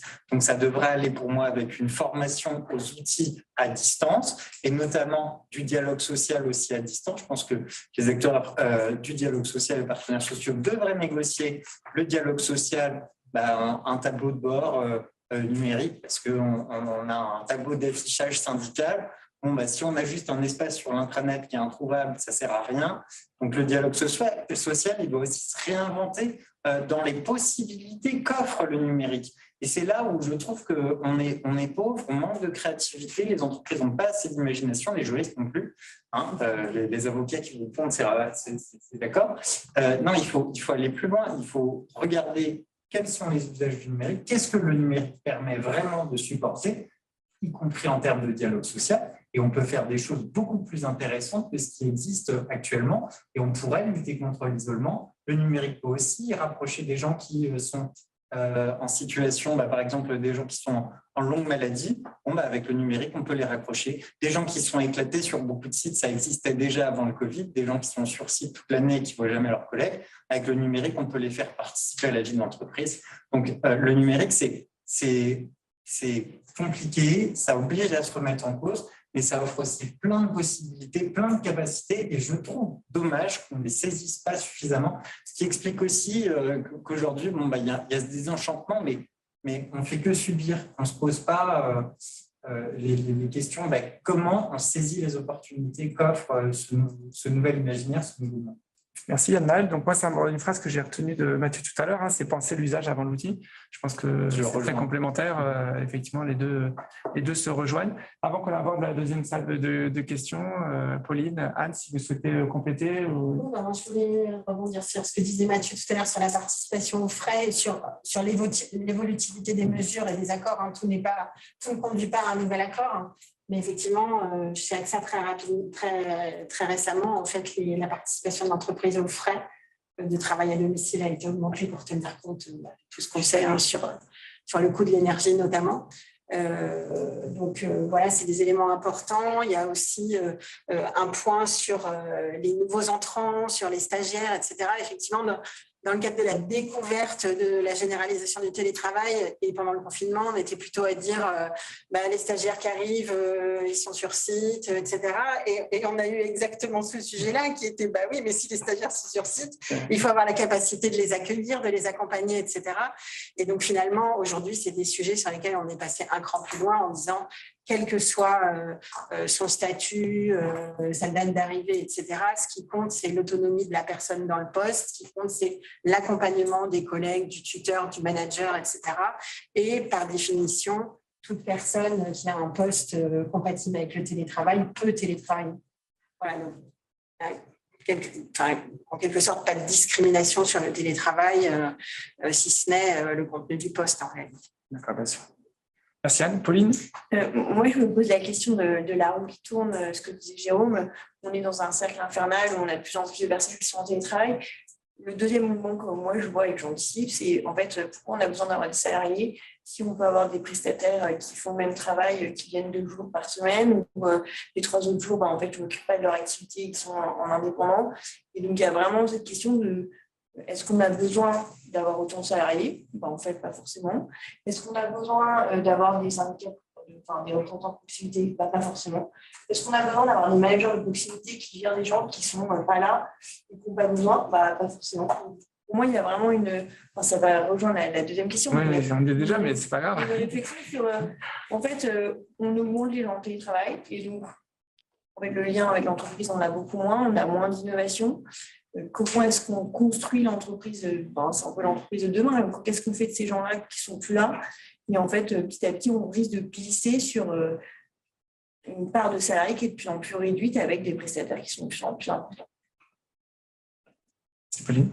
Et donc, on aborde directement cette deuxième question. En fait, elle est déjà là. C'est qu'est-ce que finalement on a constaté au cours de ces derniers mois, dont on a vu qu'on avait une diversité d'approches, mais on a quand même beaucoup de points communs, en tout cas d'analyses qui se rejoignent sur les fondamentaux. Et ce que ça pose comme question, pour le coup fondamentale aussi, c'est qu'est-ce que ces évolutions disent de l'avenir du travail. Donc, on est au-delà de la seule question des relations sociales ou des relations professionnelles. C'est comment aujourd'hui ce monde dans lequel on est entré de plein pied avec des tendances de fond qui remettent en cause pas mal de pratiques qui pour certaines étaient vraiment ancrées dans nos sociétés post-industrielles.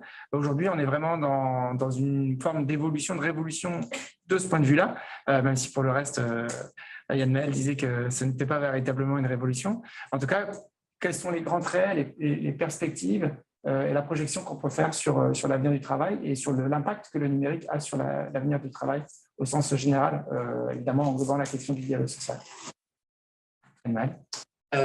Alors moi, ce que j'observe, c'est qu'il y a une vraie dichotomie entre finalement ceux qui subissent le numérique et puis les salariés, moins nombreux certes, mais qui finalement sont un peu les chouchous du numérique, les développeurs, les data analysts, que les entreprises s'arrachent toutes aujourd'hui, et finalement qui ne connaissent pas la crise et qui sont vraiment des emplois créés par le numérique et qui seraient passants. Et puis, il y a des emplois qui sont impactés, mais pas forcément dans le bon sens du terme. Ce sont les caissières, ce sont les chauffeurs Uber, tous ces métiers finalement qui sont encore plus contrôlés, mais d'une manière nouvelle.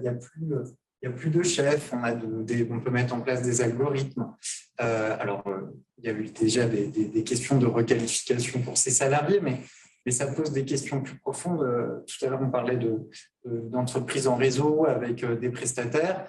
C'est vrai que ces salariés-là, finalement, on n'a pas besoin de s'assurer vraiment de leur loyauté. Tout ce qu'il faut, c'est qu'ils fassent le travail. Et ce sont même plus des...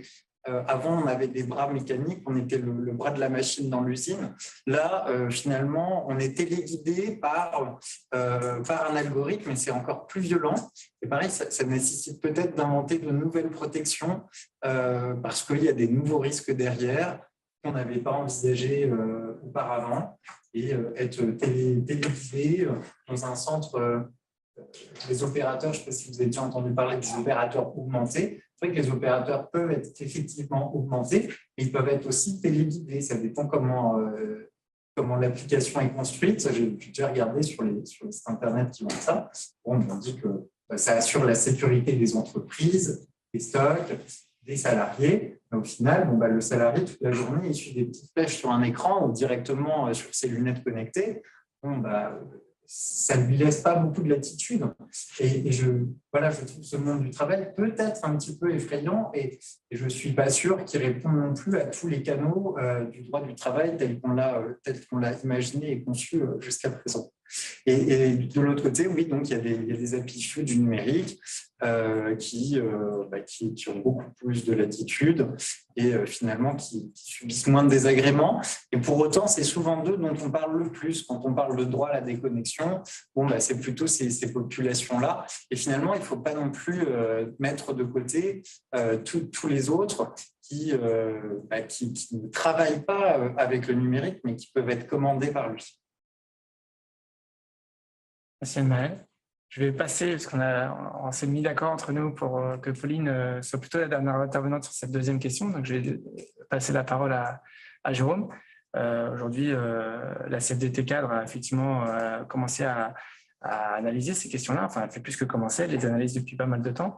Et il y a aujourd'hui un certain nombre de traits, de revendications, d'analyses et de postures qui sont aujourd'hui proposées à ces militants. Qu'est-ce que tu peux nous en dire et comment aujourd'hui le champ de l'approche et de la revendication syndicale du point de vue de la CFDT évolue sur ces questions? 20 minutes encore. 20 minutes. Non. Je pense qu'il faut... nous, ça renvoie toujours à ces questions dont on parle depuis des années. C'est qu'on parle technologie, on parle très bien, mais on parle avant tout de l'organisation du travail. Et longtemps, ça a été une espèce de chasse gardée de beaucoup de directions. Il était très difficile d'entrer parce que c'était, voilà, on nous offrait un terrain de jeu, il fallait surtout pas en sortir et il fallait rester. Là, aujourd'hui, on se rend compte que finalement, ce dont on est en train de parler, c'est de ça. C'est de ça finalement. C'est en gros comment j'organise mon travail. Les premiers qu'on en parlait, c'est pas les syndicalistes pendant la crise. Ça a été très intéressant, c'est les salariés. Ils nous ont dit, mais moi, j'ai l'impression d'être devenu auto-entrepreneur parce que j'organise mon agenda. Le midi, j'ai plus la cantine, il faut que je me fasse la nourriture. Puis la nourriture, soit je prends Uber Eats, mais ça coûte un peu cher, donc il faut des fois que j'aille faire les courses. C'est horrible. Qui sont ces monstres qui rentrent à 16h30 et qui crient dans l'appartement alors que j'ai passé au bureau. On a renvoyé aussi les gens dans une certaine inégalité. C'est-à-dire que l'entreprise, bon gré mal gré ce qu'elle était, etc., on avait tous à peu près le même bureau, tous à peu près la même fenêtre, à peu près la même cantine, bonne ou mauvaise, à peu près le bon matériel qui fonctionnait plus ou moins, la même imprimante, etc. Là, on a renvoyé les gens vers une forme d'inégalité. C'est-à-dire que le télétravail a quand même renvoyé les gens vers leurs inégalités. Et ça, c'est quand même quelque chose de très important qui font qu'on a parlé de problèmes de sens du travail, etc. C'est qu'aussi, les gens ont été amenés à exercer une activité dans un univers qui n'était pas le même d'une personne à l'autre. C'est-à-dire qu'on voulait parler de travail avec des gens qui n'avaient pas déjà le même vécu en termes d'organisation basique, ergonomique, ce qu'on veut, etc., environnemental, enfin l'environnement, etc. Donc c'était très compliqué de faire émerger des choses. Donc là, on essaie de faire, d'avoir cette deuxième vague, de faire revenir les gens un petit peu au travail. Et finalement, il y a quand même certaines organisations où on essaie d'oublier très vite ce qui s'est passé. C'est dire, on va revenir un peu comme avant. Il y a juste le télétravail où on en fait un peu plus, et puis il y a des bureaux où vous en avez un peu moins. Voilà. Mais en gros, ça ne change quand même pas en gros l'activité. Peut-être que si. Peut-être que si. C'est que peut-être qu'on est rentré justement dans un monde où pendant 15 ans, on a négocié des accords de télétravail, où le télétravail était exception et le travail sur site était la norme. Peut-être qu'on a changé de paradigme. Peut-être qu'aujourd'hui, le télétravail dans beaucoup d'activités, je ne généralise pas, c'est quand même très clair, il y a quand même 70 à 80% de gens qui ne peuvent pas télétravailler en France. On parle là de situations très, très spécifiques de personnes qui télétravaillent. Mais peut-être que dans ces métiers plutôt serviciels où on télétravaille, où le télétravail est devenu la norme, j'indique quand même qu'on est en train de se battre, une organisation syndicale, pour essayer de ne pas signer d'accords dans certaines entreprises, d'accords télétravail 5 jours, qui ne sont pas demandés par les directions d'entreprise, mais par les salariés.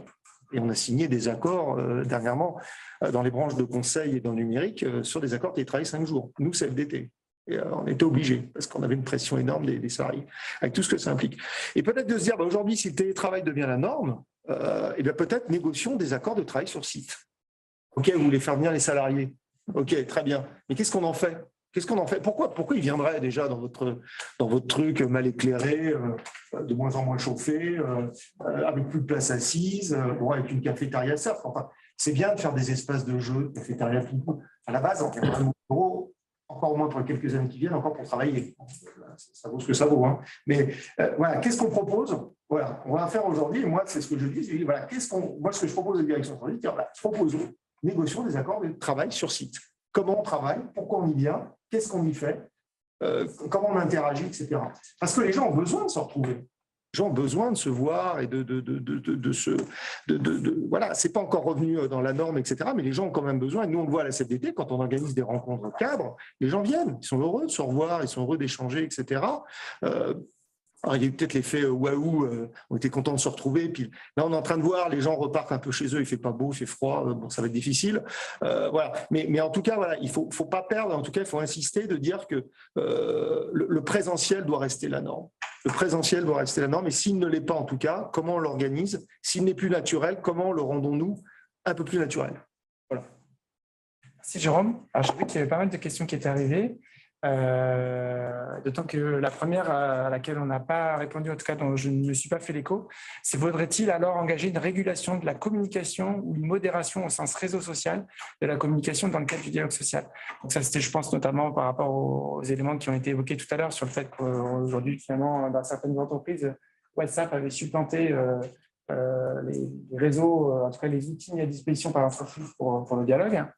Je vous laisse réfléchir et puis vous me direz qui souhaite intervenir avant qu'on finisse le débat sur le sujet. Et j'avais une remarque. Donc, FlexOffice, c'était parfait. FlexOffice n'implique pas nécessairement la réservation d'un espace de travail. Par contre, chaque ressource est associée à un territoire où effectivement le rapport de un poste par ressource n'est pas la règle. Et enfin, une question, du coup, ça va peut-être permettre de faire la transition parce que je pense que la deuxième intervention est en rapport avec la question. C'est comment sont accompagnés ou sont les accompagnés les managers. Donc, je pense que c'est comment sont accompagnés les managers sur le travail hybride chez AXA. Alors, cet accompagnement, il se traduit sous plusieurs formes, de la sensibilisation, énormément de contenu de formation mis à disposition des managers, aussi une incitation à des outils en fait pour permettre aux équipes et aux managers de se transformer. Donc c'est vrai qu'en tant que manager, moi j'ai accès à des contenus de formation et de sensibilisation extrêmement divers. Ça va du management par les finalités à comment construire des règles d'équipe, comment faire construire des règles d'équipe par les collaborateurs, comment communiquer en mode hybride, comment utiliser les outils numériques, etc. Donc, effectivement, tout cet univers qui a été mis à notre disposition, effectivement, il y a des choses qui existaient avant, on n'avait peut-être pas pensé cet usage, etc. En tout cas, maintenant, c'est clair qu'on est dans l'usage et comment on fait une bonne utilisation de tout ça, comment on partage les bonnes pratiques. Alors, nous, on n'est pas trop concernés par WhatsApp, puisqu'en fait, effectivement, les outils qui sont utilisés dans l'entreprise, c'est plutôt Office 365, Teams, etc. Mais n'empêche, on en parlait encore ce midi, aujourd'hui, quand est-ce qu'on fait un mail, quand est-ce qu'on fait du Teams, etc. Tout ça, ça se régule. Et donc, tout ça, ça fait l'objet de formations qui permettent aux managers, mais aussi aux collaborateurs, de se réguler ensemble, de définir des règles d'équipe et aussi dans cette communication de dire quand est-ce que je fais un Teams, quand est-ce que je fais un mail. Donc, je dirais que ce n'est pas que non plus former les managers, c'est former tout le monde, parce que l'entreprise, c'est un tout, c'est des managers et des collaborateurs. Si on forme qu'une partie de l'entreprise, l'autre partie est laissée pour compte et donc, à un moment donné, on va être déconnecté. Donc, peut-être qu'on va apporter des outils différents, mais en tout cas, la ligne de conduite, elle est homogène. Voilà. Et donc, effectivement, l'accompagnement des managers, c'est à la fois par ces actions de sensibilisation, formation, c'est aussi par des périodes où on incite davantage. Par exemple, en ce moment, on fait beaucoup le focus sur les règles d'équipe. On a lancé plein de choses au moment du retour sur site et il y a forcément des choses qui ont été plus attrapées par certains que par d'autres et puis des choses qui ont peut-être moins été vues. Donc, ce sujet des règles d'équipe, en fait, c'est un sujet qui est hyper important pour embarquer les collaborateurs dans une vie, dans le collectif, en fait. Je vous le disais, j'entendais parler d'accords de télétravail 5 jours. Là, chez AXA, on n'est vraiment pas là-dessus. Donc, il y a vraiment la conviction que l'hybridité est devenue la norme et qu'on veut pouvoir répondre aux aspirations individuelles en mettant quand même la primauté sur le collectif. Et avec la conscience que le collectif, ce n'est pas uniquement par les outils numériques qu'on va le gagner.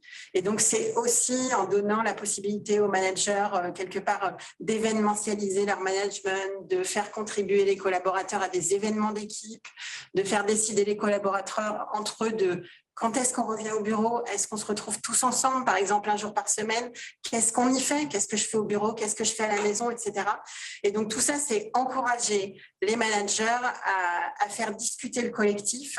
C'est aussi les soulager d'un poids, parce que quand on fait du management vertical et qu'on décide de tout, on a forcément un poids plus important sur les épaules que quand on commence à faire du participatif et de l'horizontal et à faire participer les collaborateurs à une décision, voire même à les faire prendre la décision sur leur fonctionnement, sur comment demain ils fonctionnent ensemble, comment ils fonctionnent avec le manager. Et donc tout ça, c'est c'est du changement culturel qui s'accompagne effectivement par de la sensibilisation et aussi le pilotage de l'entreprise. Donc, je vais un peu dans tous les sens, mais sur les règles d'équipe, effectivement, en ce moment, on a plutôt une campagne de la part de la DRH qui resensibilise au sujet, qui donne de nouveaux outils. Donc, on retrouve encore, on reboucle avec la formation sensibilisation pour guider les managers dans l'animation des équipes sur ces sujets-là. Merci Anne. Je ne sais pas si ça répond à la question. Oui, je pense que ça y répond largement. Mathieu, donc du coup, même question, mais même question, j'ai envie de dire même question que celle que j'ai posée à Jérôme, mais je pense qu'aujourd'hui, il y a quand même pas mal de tendances de fond, on l'a vu, finalement, il y a aussi cette refonte en fait de l'interrogation qui est comment est-ce qu'on réorganise un collectif de travail et donc nécessairement l'impact que ça a sur les relations sociales et la place et le rôle de l'organisation syndicale dans cette refonte du travail collectif qui est à mener, quelle est la part que peut jouer une organisation syndicale dans ce contexte-là. C'est vrai qu'à la fois la transformation numérique du travail et à la fois l'essor du télétravail avec cette catalyse de la période Covid, c'était quand même une occasion de repenser les organisations, de repenser le rapport au travail et de revenir au fondamental comme d'habitude. Et ce qui est intéressant, c'est qu'il y a un texte très, très bien pour ça, c'est le cadre européen de la transformation numérique de juin 2020, et qui, alors justement, il y a beaucoup d'entreprises qui parlent d'agilité. Il y a une vertu cardinale dans la méthode agile, c'est l'amélioration continue, et le fait de faire intervenir toutes les parties prenantes. Et justement, cet accord, il propose cette méthodologie de réunir les parties prenantes d'un sujet donné, notamment l'organisation du travail, et de les faire repenser cette organisation et d'y revenir, parce qu'il faut quitter cette rigidité telle qu'elle est formalisée sur des accords d'entreprise, où il est difficile de revenir dessus par la suite, alors qu'on a droit à un instant T d'avoir une fausse bonne idée. Ce n'est pas un problème si on la corrige dès qu'on peut, et l'importance d'ailleurs des commissions de suivi sur les accords d'entreprise.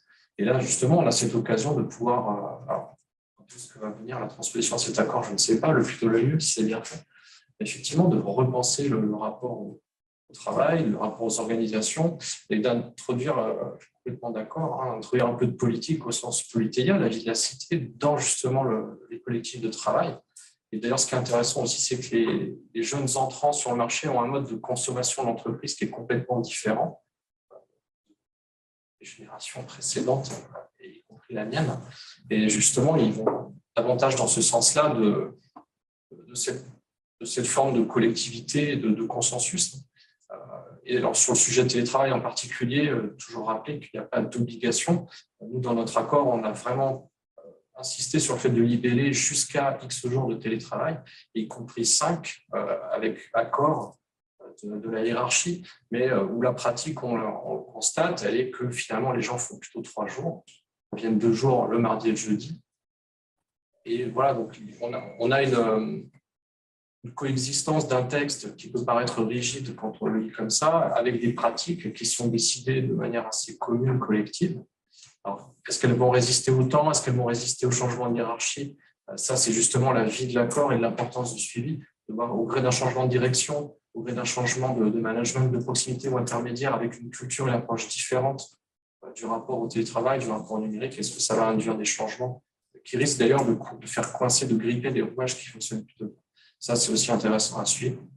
Alors, sur l'usage, je voudrais revenir sur l'usage du flex office parce que ça me sidère à chaque fois. En fait, c'est vrai qu'il y a bon nombre d'accords qui ont profité du télétravail pour mettre le pied dans le flex office.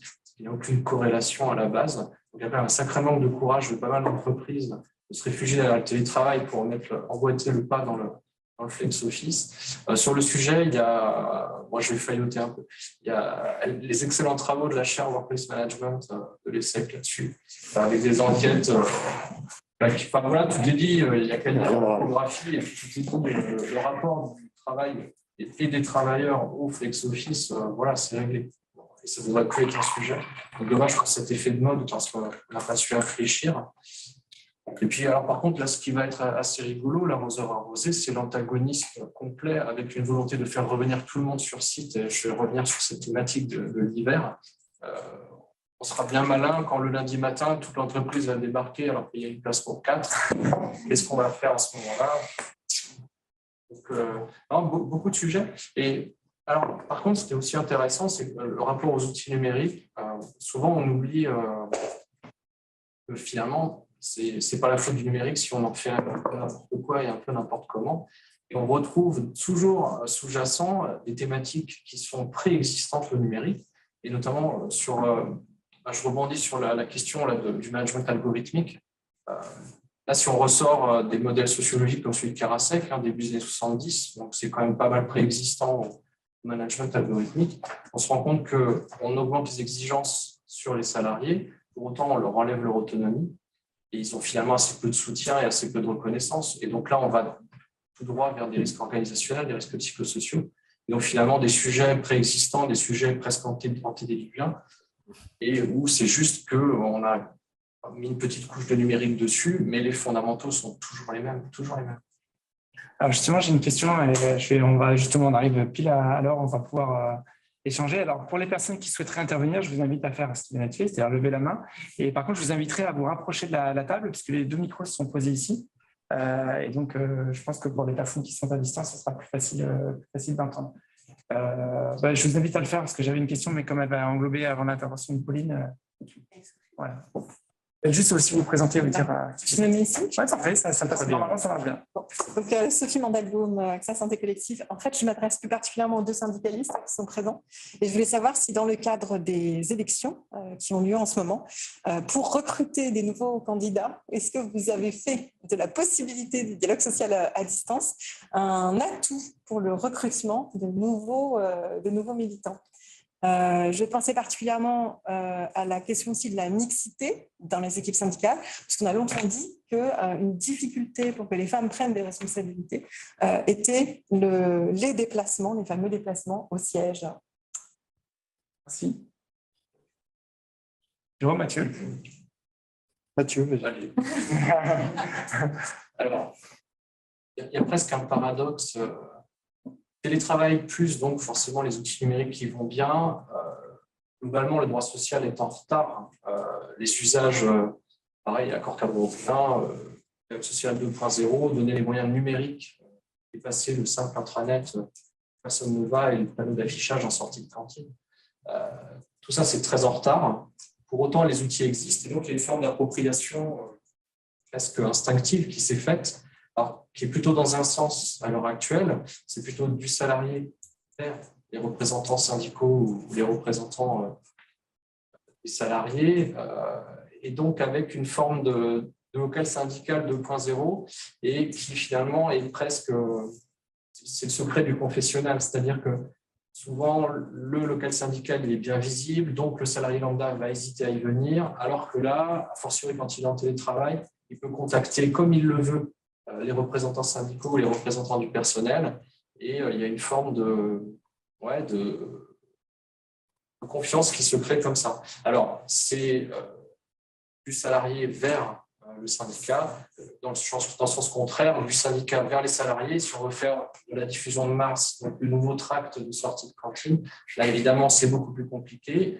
Il faut créer du droit. Et là, je suis tout à fait d'accord que beaucoup d'entreprises ne sont pas très inventives sur le sujet. À voir comment on transpose l'accord européen à nouveau. Après, parfois, le droit se crée.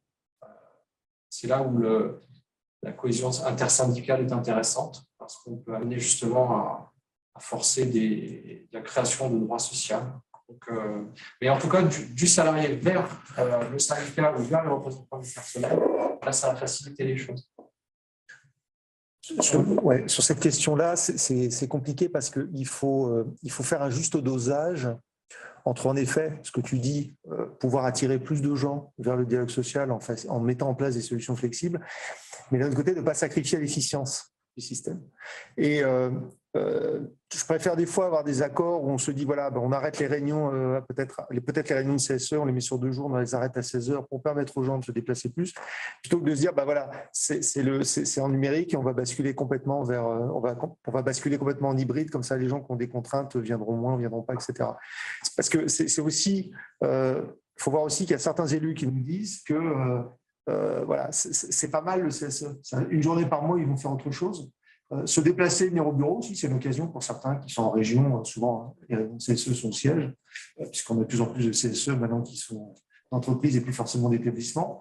Dans la deuxième, par contre, dans la deuxième chose, c'est que le débat n'est pas complètement aussi clair que ça, parce qu'on a une double application aujourd'hui de ce qui se passe, une double application de deux choses qui rentrent un peu ensemble. D'une part, ce dialogue social à distance qui se développe, et de l'autre, la pleine application des ordonnances Macron. C'est-à-dire qu'il y a 4 ans, quand on a mis en place les CSE, la suppression des DP, etc., on vivait un peu sur nos acquis d'élus. On a réussi un peu à suivre. Là, aujourd'hui, on se retrouve à proposer des mandats à des gens. Généralement, on proposait des mandats délégués du personnel, c'était 15 heures par mois, les gens s'organisaient comme ils voulaient, etc. C'était un très bon pied pour entrer dans l'organisation. Et on en a beaucoup recruté des comme ça. Aujourd'hui, on arrive aux gens, on dit, voilà, tu vas rentrer, tu vois, c'est super sympa le CSE, c'est juste 2 jours de réunion. 20 heures de délégation, il y a des commissions en plus, parce qu'il ne faut pas rigoler. On fera des prépas, parce qu'il faut quand même qu'on s'organise. Bon, la personne est déjà partie.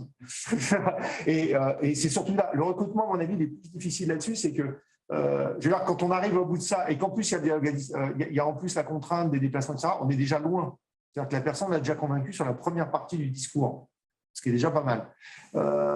Et c'est là que je me dis, voilà, il va peut-être y avoir… moi, je préférerais qu'on renégocie peut-être certains mandats. Moi, CFDT, on porte vraiment le mandat sur les CHSCT et augmenter vraiment les représentants de proximité qui permettront cette souplesse, pouvoir faire du dialogue social sur son lieu de travail. Parce qu'aujourd'hui, le problème du dialogue social, c'est qu'il est décentralisé. Je ne fais plus du dialogue social dans mon établissement, je le fais dans mon entreprise, mais c'est loin. Et c'est peut-être là peut-être plus le problème, c'est que les gens vont se retrouver souvent à aller parler de problématiques de siège, alors qu'eux sont en région. Et c'est plutôt ça qui les démotive. Donc je pense qu'il y a toute une articulation à trouver sur les moyens, sur voilà, il y a des accords intéressants sur les CSE. On fait des CSE une fois par mois en présentiel. On s'accorde à dire que les prolongations et les CSE exceptionnels, les CSE qui font moins de 4 heures, on les fait à distance. On ne les fera pas en présentiel pour ne pas déplacer les gens. Et il y a des choses à trouver. Il faut qu'on soit, moi je reprends le terme qui a été dit tout à l'heure, il faut qu'on soit inventif. Mais arrêtons de nous flageller aussi, direction comme syndicat, c'est que c'est encore très neuf. C'est très vieux et à la fois très neuf, c'est qu'on n'a pas non plus un recul énorme sur ce dialogue social 2.0, on ne sait pas trop encore ce que ça va produire. Ce qui était avant, c'était beaucoup du numérique collé sur du présentiel. Aujourd'hui, c'est beaucoup de distanciel. Voilà, il faut qu'on s'ajuste aussi un petit peu.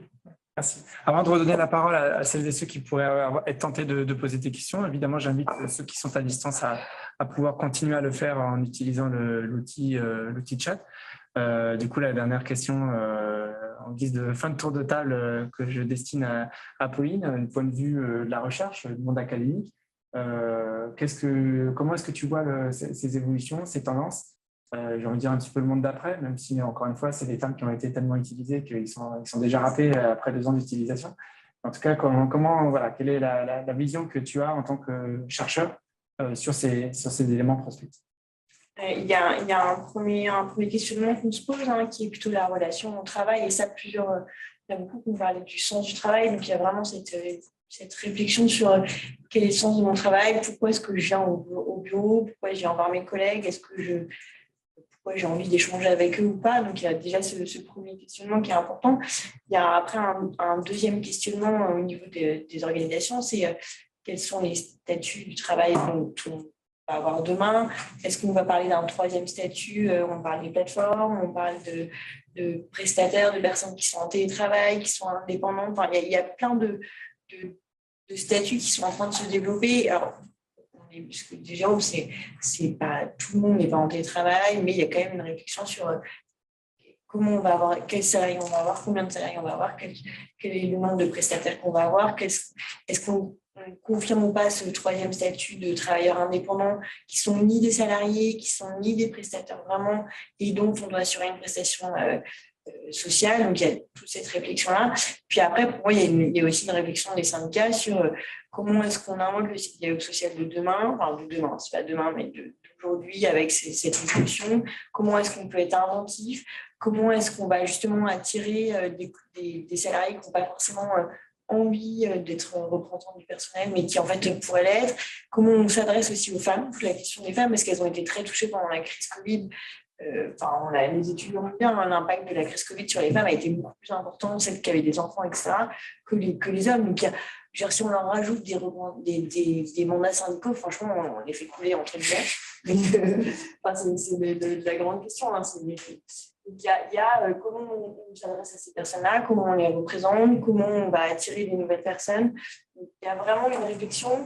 Et bon, alors après, il y a aussi aujourd'hui qu'est-ce qu'on fait et concrètement, on avance aussi avec ce qu'on a. Et donc, on ne peut pas être toujours dans la projection, mais il y a vraiment un double niveau d'analyse qui est aujourd'hui, on fait quoi avec la crise de l'énergie, mais qu'est-ce qu'on fait avec ces questionnements des salariés sur leur sens du travail. Et quand je parle des questionnements des salariés, c'est aussi les managers, eux, et ça, on n'a pas beaucoup parlé. Hein. Je suis manager de proximité, comment est-ce que je fais? Les directions qui aussi se posent des questions sur leur stratégie, qu'est-ce que je peux avoir comme stratégie? Et donc, les syndicats qui ont une réflexion sur comment je représente ces travailleurs-là. Et aussi, comment je représente ces travailleurs, entre guillemets, ce que j'appelle le troisième statut, c'est comment je vais les intégrer dans ma négociation. Parce qu'en fait, je négocie sur mes salariés, mais tu le disais tout à l'heure, j'ai mes intérimaires, s'ils viennent tout le temps, en fait, s'il n'y a personne pour les accueillir, ça ne sert à rien. Si j'ai des prestataires, pareil, comment je vais les intégrer. Donc, il y a vraiment toute cette réflexion à double niveau qu'il faut aujourd'hui. Je conduis aujourd'hui ma voiture et en même temps, je vois dans quelle direction je dois aller pour avoir la bonne vision. Merci Pauline. Oui, moi j'avais juste un complément, parce que c'est vrai que c'est aussi l'illustration de ce qui se passe dans ma propre entreprise. On parle des intérimaires ou des stagiaires. Il faut oublier aussi les jeunes qui arrivent dans nos entreprises et tout le process d'intégration qui a été considérablement un peu révolutionné. Eux, ils sont nativement plus portés sur les outils du numérique, mais on leur propose quand même souvent une organisation du travail et des échanges et des relations avec leurs collègues qui sont assez éloignés de ce qu'ils avaient imaginé du monde de l'entreprise. Donc, c'est aussi un enjeu, on l'a évoqué au travers de plusieurs des interventions, mais c'est aussi un enjeu pour les entreprises elles-mêmes, comment elles arrivent à inventer un collectif de travail. Et à l'autre bout de la chaîne, parce que je viens de parler des jeunes, ne pas oublier aussi les anciens qui s'apprêtent à partir à la retraite, qui ont encore quelques années devant eux à exercer. Et tout ce qui était la valeur ajoutée d'une personne avec de l'expérience, c'était aussi la transmission. Et on s'est rendu compte, et ça a été un des écueils, en tout cas un des problèmes principaux auxquels on a été confrontés dans l'entreprise, c'était cette capacité à pouvoir assurer cette transmission avec des gens qui sont parfois partis à la retraite sans avoir pu faire de pot de départ à la retraite. C'est tout bête, mais ça veut dire qu'ils n'ont pas fait le pot, ils n'ont pas fait non plus ce qui était avant. Cette capacité à pouvoir transmettre à la fois la culture de l'entreprise, la relation aux individus, enfin tout ce qui fait la richesse des relations humaines, je vais dire relations sociales, mais c'est plus fort que ça, les relations humaines qu'on peut avoir dans une entreprise. Yann Maël, je crois que tu avais envie de réagir. Je voulais réagir, et tout ce que vous venez de dire me faisait penser à un rapport sur lequel j'avais contribué en 2018, donc avant le Covid, et on avait… Très vieux donc. Oui, très vieux avec l'Institut Sapiens, et on avait sondé avec l'IFOP des Français pour savoir comment ils percevaient le numérique en tant qu'outil ou pas du dialogue social. Et donc, il y avait 67% des gens qui avaient répondu que le numérique pouvait permettre aux salariés de porter eux-mêmes leurs revendications. Et quand on regardait qui effectivement répondait ça, ceux qui répondaient le plus, c'était les 18-24 ans à 86%, suivis par les ouvriers. Les employés et les ouvriers, c'est eux qui pensent, et les jeunes, qui pensent que le numérique permet, entre guillemets, de se libérer des syndicats et, entre guillemets, de porter leurs revendications contre l'entreprise. Alors, pourquoi ? Comment ? Et voilà, du coup, ils vont sur les réseaux sociaux. Il y a un vrai risque aujourd'hui pour les entreprises avec cette externalisation du dialogue social. Et moi, je constate qu'en 2022, il y a encore des entreprises où les salariés, les ouvriers, ils n'ont pas d'adresse mail dans l'entreprise, et il y a des grandes entreprises où les salariés n'ont pas d'identité numérique. Alors, comment on peut faire exister le dialogue social dans une entreprise avec des gens qui sont en télétravail? En télétravail, on s'en fiche en fait. Il y a juste des gens, ils n'ont pas d'identité numérique dans l'entreprise. Donc, c'est sûr qu'à partir de là, on va avoir du mal à aller vers du dialogue social apaisé et internalisé. Donc, je pense que déjà, il faut se poser cette question de l'équité, l'accès au dialogue social dans l'entreprise de tous les salariés. Et s'il y a des salariés qui sont laissés sur le bord du chemin numérique de l'entreprise, parce qu'ils sont équipés par ailleurs. Et moi, quand je discute avec des RH, moi, ils sont pas très gentils. Donc, je leur dis, mais Cyril pas d'accord. Peut-être qu'il est d'accord avec moi. Il faut leur confier une adresse mail et finalement, ils n'ont pas besoin. L'écueil, ils n'ont pas de téléphone portable, ça va coûter cher. Et en fait, il y a plein de solutions. Maintenant, on peut se connecter à un webmail sans problème depuis n'importe quel smartphone. Et si c'est pour l'utilisation anecdotique qu'ils font de cette boîte mail pour recevoir leur fiche de paie et des informations propres à la collectivité, les départs, les arrivées, les offres de poste, enfin, c'est ça qu'on va leur transmettre. Évidemment, ils ne travaillent pas sur le numérique, mais ils ont quand même besoin du numérique pour échanger, pour faire partie de l'organisation. Et on peut les indemniser, leur donner quelques euros. Ce ne sera pas très cher à l'entreprise. Et ça facilitera le dialogue social. Enfin, c'est pour moi le BABA. Il y a plein d'entreprises où ce n'est pas en place. Voilà. Je crois qu'il y avait une question. Vous pouvez regarder par là-bas parce que en fait, on a la caméra qui est en face. Là, normalement, ça devrait bien aller si vous faites bon. Marie-Emmanuelle Bonafé, je suis avocat à Paris et également vacataire à la Sorbonne. Je donne des cours de relations professionnelles avec des L3 en alternance. Et en vous écoutant, en fait, tous, je me disais que cette hybridation ou le télétravail renforcé, disons, exige, c'est très sophistiqué en fait. Et donc, vos organisations, elles mettent en place et elles proposent des aides très sophistiquées, qui permettent de faire face à cette sophistication, mais parce qu'il y a un service RH énorme qui phosphore, il y a le spécialiste machin qui vient faire une prestation, qui va dire vous allez faire ça, je vous propose ci, ça. Sauf que dans les TPE et les PME, à mon sens, il n'y a pas ça. Donc, je me demande si cette hybridation, elle ne va pas créer un gap entre les TPE, PME, petites boîtes, disons, et les très grosses. Et donc, ça, il y a peut-être des choses à réfléchir pour proposer une boîte à outils, des choses comme ça. Voilà. Et puis, sur cette question que vous abordiez sur les boîtes mail et amener tout le monde à utiliser les outils, en fait, ce n'est pas si simple que ça. Il y a des gens qui n'ont pas du tout d'ordi, qui ne savent pas du tout s'en servir, ça ne les intéresse pas du tout, ça leur fait même peur. Donc, les amener à avoir une boîte mail, il faut créer des salles où ils peuvent utiliser des ordi, tout ça. Enfin, c'est très compliqué, ça demande beaucoup d'accompagnement quand même. C'est pas aussi simple en fait que ce qu'on imagine a priori. Merci. Il faut juste réagir sur plus que juste, on a encore 20 minutes devant nous et là, on est dans le débat, donc tout va bien. Sur les TPE, PME, moi je trouve aussi qu'il y a toute la question de la fonction publique qui n'a pas du tout travaillé sur ce sujet-là. Et on les oblige, le gouvernement oblige à travailler, il y a des lois sur ça. Et dans la fonction publique, je suis concernée, toute la question du télétravail, etc., n'est pas du tout abordée. Et il y a un vide. Voilà.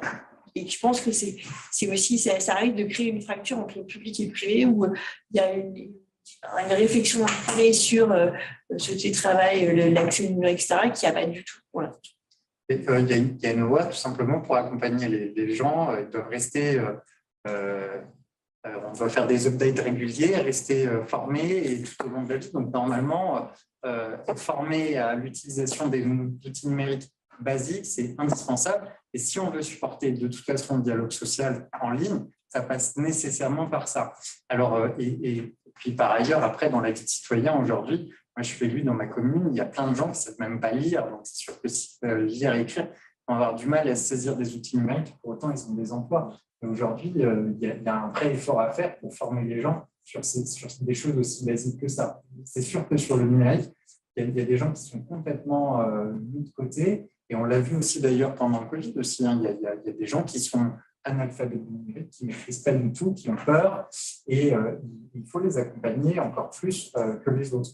Parce qu'il n'y a pas le choix, en fait. C'est les emplois d'aujourd'hui et les emplois de demain. Parce qu'on a de plus en plus par ça. Peut-être un point sur les PME et le décalage.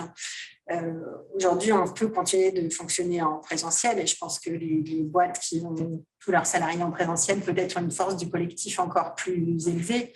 Le problème, c'est le contexte de pénurie sur les ressources et les aspirations individuelles, effectivement, au télétravail. Et donc, c'est là que les petites boîtes, effectivement, qui n'ont pas les moyens très riches qu'on peut avoir chez AXA sur la mise en place de l'hybridité et de tout ce qui l'accompagne, c'est là qu'elles vont se trouver en difficulté parce qu'elles ne pourront pas offrir aux personnes qu'elles souhaitent recruter ce à quoi elles aspirent, en fait.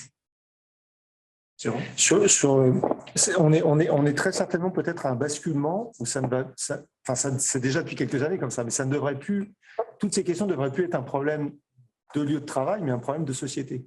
Peut-être que ces questions ne doivent plus être débattues qu'au travail. Nous, par exemple, le droit à la déconnexion, ça fait des années qu'on dit qu'il faut prendre la personne dans sa globalité. Si une personne est addicte au numérique, je peux la soigner au boulot, mais si elle est addicte dans sa vie privée, ça ne va rien changer. Parce que la grande nouveauté quand même de cette arrivée du numérique, qui a été quand même une révolution dans le milieu du travail, c'est qu'on utilise les mêmes outils au boulot et dans le perso, en partant du principe qu'on sait les utiliser. Enfin, aujourd'hui, on vous donne un ordinateur quand vous arrivez dans une boîte, personne ne vous forme à Word, à Excel ou à Outlook. Je ne parle pas forcément de la formation technique, mais la formation même des usages. Comment j'utilise un outil mail, je n'écris pas un mail comme j'écris un SMS, etc. Alors nous, ça nous paraît évident. Ça ne paraît pas évident à tout le monde. Voilà. Et c'est pas du tout évident. Et c'est d'un problème de société aussi, parce que depuis tout à l'heure, on parle de télétravail, c'est-à-dire qu'on renvoie les gens chez eux, c'est-à-dire qu'on renvoie les gens dans leur quartier, c'est-à-dire qu'on renvoie les gens aussi dans des habitudes de vie différentes. Je ne sais pas si vous avez fait l'expérience, mais il est quand même saisissant de voir qu'il y a des supermarchés qui sont pleins à 15h l'après-midi, parce que les gens, entre deux visions, vont faire leurs courses pour pouvoir avoir le pic à 18h, etc. Les magasins, pendant le confinement, n'avaient pas du tout anticipé, ils se retrouvaient en pénurie de caissières. Voilà. Il y a toute ces réflexions qui est faite sur les déplacements. On le voit en ce moment à Paris, avec le problème sur le métro le vendredi, entre le vendredi et le mardi, 18% d'écart, etc.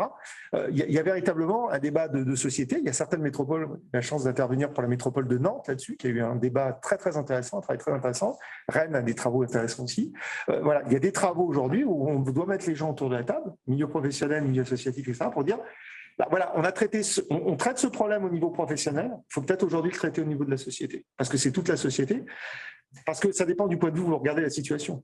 Quand vous travaillez à la sécurité sociale, la dématérialisation des tâches, c'est un problème de travail pour vous. Et quand vous rentrez chez vous, que vous devez faire vos démarches par Internet, ça devient un problème de citoyen. Vous voyez, tout dépend de quel angle on regarde la chose. C'est-à-dire que les problèmes pour vous qui sont un problème de travail, ça devient des problèmes de citoyens pour d'autres. Donc on voit bien que la globalité, on doit l'avoir. Et c'est toute cette contribution aussi. Alors, je reviens aussi sur les travaux de Anne-Marie Dujarier là-dessus, qui parlent en fait de tous ces travaux aussi qu'on fait à la place des prestataires. Voilà. Avant, c'était un guichet SNCF, quelqu'un au guichet qui vous réservait votre billet. Maintenant, vous êtes content de le faire sur l'appli. Oui, mais vous faites le boulot de la SNCF, vous faites le boulot d'un agent SNCF quelque part. Qu'est-ce que vous en faites de ce truc-là? Qu'est-ce que vous faites de ça? Et je pense que c'est aujourd'hui ça, c'est que cette espèce de porosité que nous on constate, parce que la porosité, c'est pas seulement de dire, au lieu de travailler jusqu'à 18h, je travaille jusqu'à 20h parce que j'ai laissé mon ordinateur allumé. Non, c'est que on parle du temps de travail en France, hein, on est encore très basé sur le temps de travail, les 35 heures, les 40 heures, etc. Mais qu'est-ce que ça veut dire aujourd'hui? Parce que les 100 petits bonhommes qui continuent à travailler là-haut, vous éteignez votre ordi, ils travaillent encore le soir. Hein. Eux, ils font 24-24 là-haut. Hein. Et c'est toute la problématique aujourd'hui, c'est que la déconnexion, on a parlé des outils numériques, là, c'est la déconnexion au travail dont il faut parler. Et je pense que tout ce mouvement, en gros, qui est aujourd'hui en train de pénétrer les sociétés, ça devient difficile pour nous, organisations syndicales, parce qu'on a beaucoup travaillé sur la personne au travail, et on doit être obligé aujourd'hui de travailler sur la personne en général. Et il y a des salariés qui n'aiment pas trop qu'on parle de leur vie privée. Vous savez, le manager qui a dû rentrer dans la vie privée de quelqu'un pendant la crise Covid, lui n'était pas forcément à l'aise parce qu'il avait des problèmes auxquels il n'avait pas forcément envie de savoir que son collègue habitait avec quelqu'un de fragile ou quelqu'un de malade, etc. Parce qu'il n'avait pas toutes les réponses à lui apporter. Et je pense qu'on est aujourd'hui obligé on travaille de plus en plus sur les salariés aidants, on travaille de plus en plus sur les... Et vous parliez des étudiants, moi je suis avec les M2 à la Sorbonne en relations sociales, et le grand sujet que je porte, voilà, c'est est-ce que vous pensez que tous ces sujets aujourd'hui qu'on porte, les aidants, les personnes, est-ce que c'est à l'entreprise ou pas de les porter? C'est intéressant parce que c'est très clivant. Les réponses sont très clivantes. Voilà. Merci Jérôme. Ce que je propose, sauf s'il y avait encore une remarque ou deux dans la salle, en tout cas, oui, je vous invite à venir. Je suis à la France Stratégie, et c'est sur la question du télétravail, je trouve que c'est intéressant. On a développé les premiers accords de télétravail dans une logique qui était vraiment de l'individu, un droit supplémentaire pour les individus, avec l'idée que c'était encore marginal, qu'il n'y avait pas d'enjeu organisationnel. Ça, c'était avant crise. La crise est passée à un volume total de télétravail, sans trop se questionner encore. Et aujourd'hui, on revient sur quelque chose où on ne peut plus rester sur cette seule logique individuelle d'un droit à construire, à acquérir individuellement par rapport à des conciliations de vie perso, etc. Et je pense que moi, c'est plus la question pour les organisations syndicales. comment gérer finalement cette tension qui est aujourd'hui de devoir, pour moi, dans l'esprit d'une démarche syndicale, remettre en avant la dimension collective et peut-être le fait de dire aux gens revenir, parce que voilà, on pense entreprise, on pense le collectif d'un point de vue syndical et on a plutôt cette tension-là, et en même temps une somme de demandes individuelles qui restent les mêmes, et voire qui sont amplifiées, qui sont, ben non, nous on veut toujours plus individuellement par rapport à des situations personnelles. Le télétravail, je sais pas, je le perçois un peu comme ça, y compris dans ce que je vois moi. Aujourd'hui, dans l'administration, lorsqu'on revient un peu sur ces questions de télétravail, je sens une ambivalence pour les organisations syndicales de positionnement entre cette logique très collective, qui se fait dire, ben non, on essaye de recréer des espaces, etc., versus finalement ce qui est encore l'héritage d'avant, qui était d'acquérir un droit supplémentaire pour des individus. Et donc, je ne sais pas comment vous le vivez, vous, cette tension-là, mais je trouve que c'est important. Ça vaut, je pense, aussi pour les directions, mais pas quand même exactement, je pense, dans les mêmes registres d'argumentation. Attention, mais pour les représentants du personnel, je le perçois un peu comme ça aujourd'hui. Des fois, de se plier à une démarche qui serait d'aller avec la direction pour demander aux gens de revenir sur place, je pense que ce n'est pas facile, y compris avec des bons arguments de collectif, enfin, qui sont souvent des arguments plus invoqués, enfin, mais bon, qu'il faut arriver à expliquer. Voilà, qu'est-ce que ça signifie l'intérêt de revenir en présentiel. Mais voilà, cette tension, peut-être plus pour vous deux, est-ce que vous la percevez aujourd'hui avec cette inversion de l'ordre de priorité entre l'individuel et le collectif? Alors, avant de laisser, puisque c'est effectivement cette question que vous étiez plutôt adressée à tous les deux, mais je pense que comme elle transcende cette question d'effacement, vie perso, vie familiale, rapport au travail, relations sociales, je crois qu'il y a une autre question complémentaire qui va être posée. Et je proposerais que, du coup, on fasse un dernier tour de table et que vous y répondiez dans vos dernières prises de parole. C'est à votre question. Bonjour, Isabelle Lacour, je suis médiatrice en organisation, vice-présidente du réseau des médiateurs en entreprise. Une remarque, c'est que je n'ai jamais eu autant de faits de médiation en entreprise relation du travail que depuis qu'il y a le travail hybride. Parce que les conflits, les personnes, une façon de régler le conflit, c'est de se mettre en télétravail et se croiser avec la personne avec qui on a conflit, tout simplement. Donc, c'est comment vous envisagez ça aussi au niveau syndical et comment remettre du lien, parce que pour le coup, dans ces cas-là, il y a une communication complètement rompue. Et puis, c'est le manager qui se retrouve en courroie de transmission entre les deux personnes ou entre les services qui ne sont plus en communication. Et ça a un effet sur le collectif, sur la fiction, sur la production. Merci. Bon, du coup, effectivement, dernières questions qui sont toujours orientées vers nos deux représentants syndicaux. Donc, je vous invite à la fois à répondre aux questions, puis à dire votre mot de la fin, et on va finir ensuite le tour de table avec nos autres intervenants. Mathieu? Ouais. Du coup, il en profite. Ça lui permet de réfléchir. Allez, vas-y, monsieur, comme ça, on va faire la... Voilà. Le point de tension principal, finalement, il y a deux aspects. Il y a pour le management de proximité, qui lui va se retrouver entre potentiellement une injonction de sa direction de ramener les gens davantage sur site et des desiderata des personnes de son collectif de travail de faire plus de télétravail. Et donc, après, voilà, où est-ce qu'il va mettre le curseur, donc, à la fois ne pas être trop dirigiste, et aussi ne pas avoir le sentiment d'être départi de sa prérogative d'organiser son collectif. Donc là, il y a un réel point de tension pour ce management-là. L'autre point de tension, c'est dans les entreprises où il y a des postes considérés éligibles et des postes considérés non éligibles au télétravail. En général, malheureusement, l'effet de bord, c'est qu'on va volontairement ou involontairement ériger le télétravail en une forme de privilège, de récompense. Et alors, le pire du pire, c'est des accords qui prévoient de compenser ceux qui ne sont pas éligibles au télétravail parce que, voilà, du coup, forcément, dans l'esprit collectif, le télétravail devient un cadeau, un bonus, un privilège. Et malheureusement, la tendance de l'humain, c'est de s'accrocher à ceux qui tire le plus. Donc, ceux qui en profitent pour mettre leur famille au vert en bénéficiant du télétravail, ils vont s'accrocher à ça et abandonner tout le reste. Ça, c'est les deux points de tension principaux, je trouve.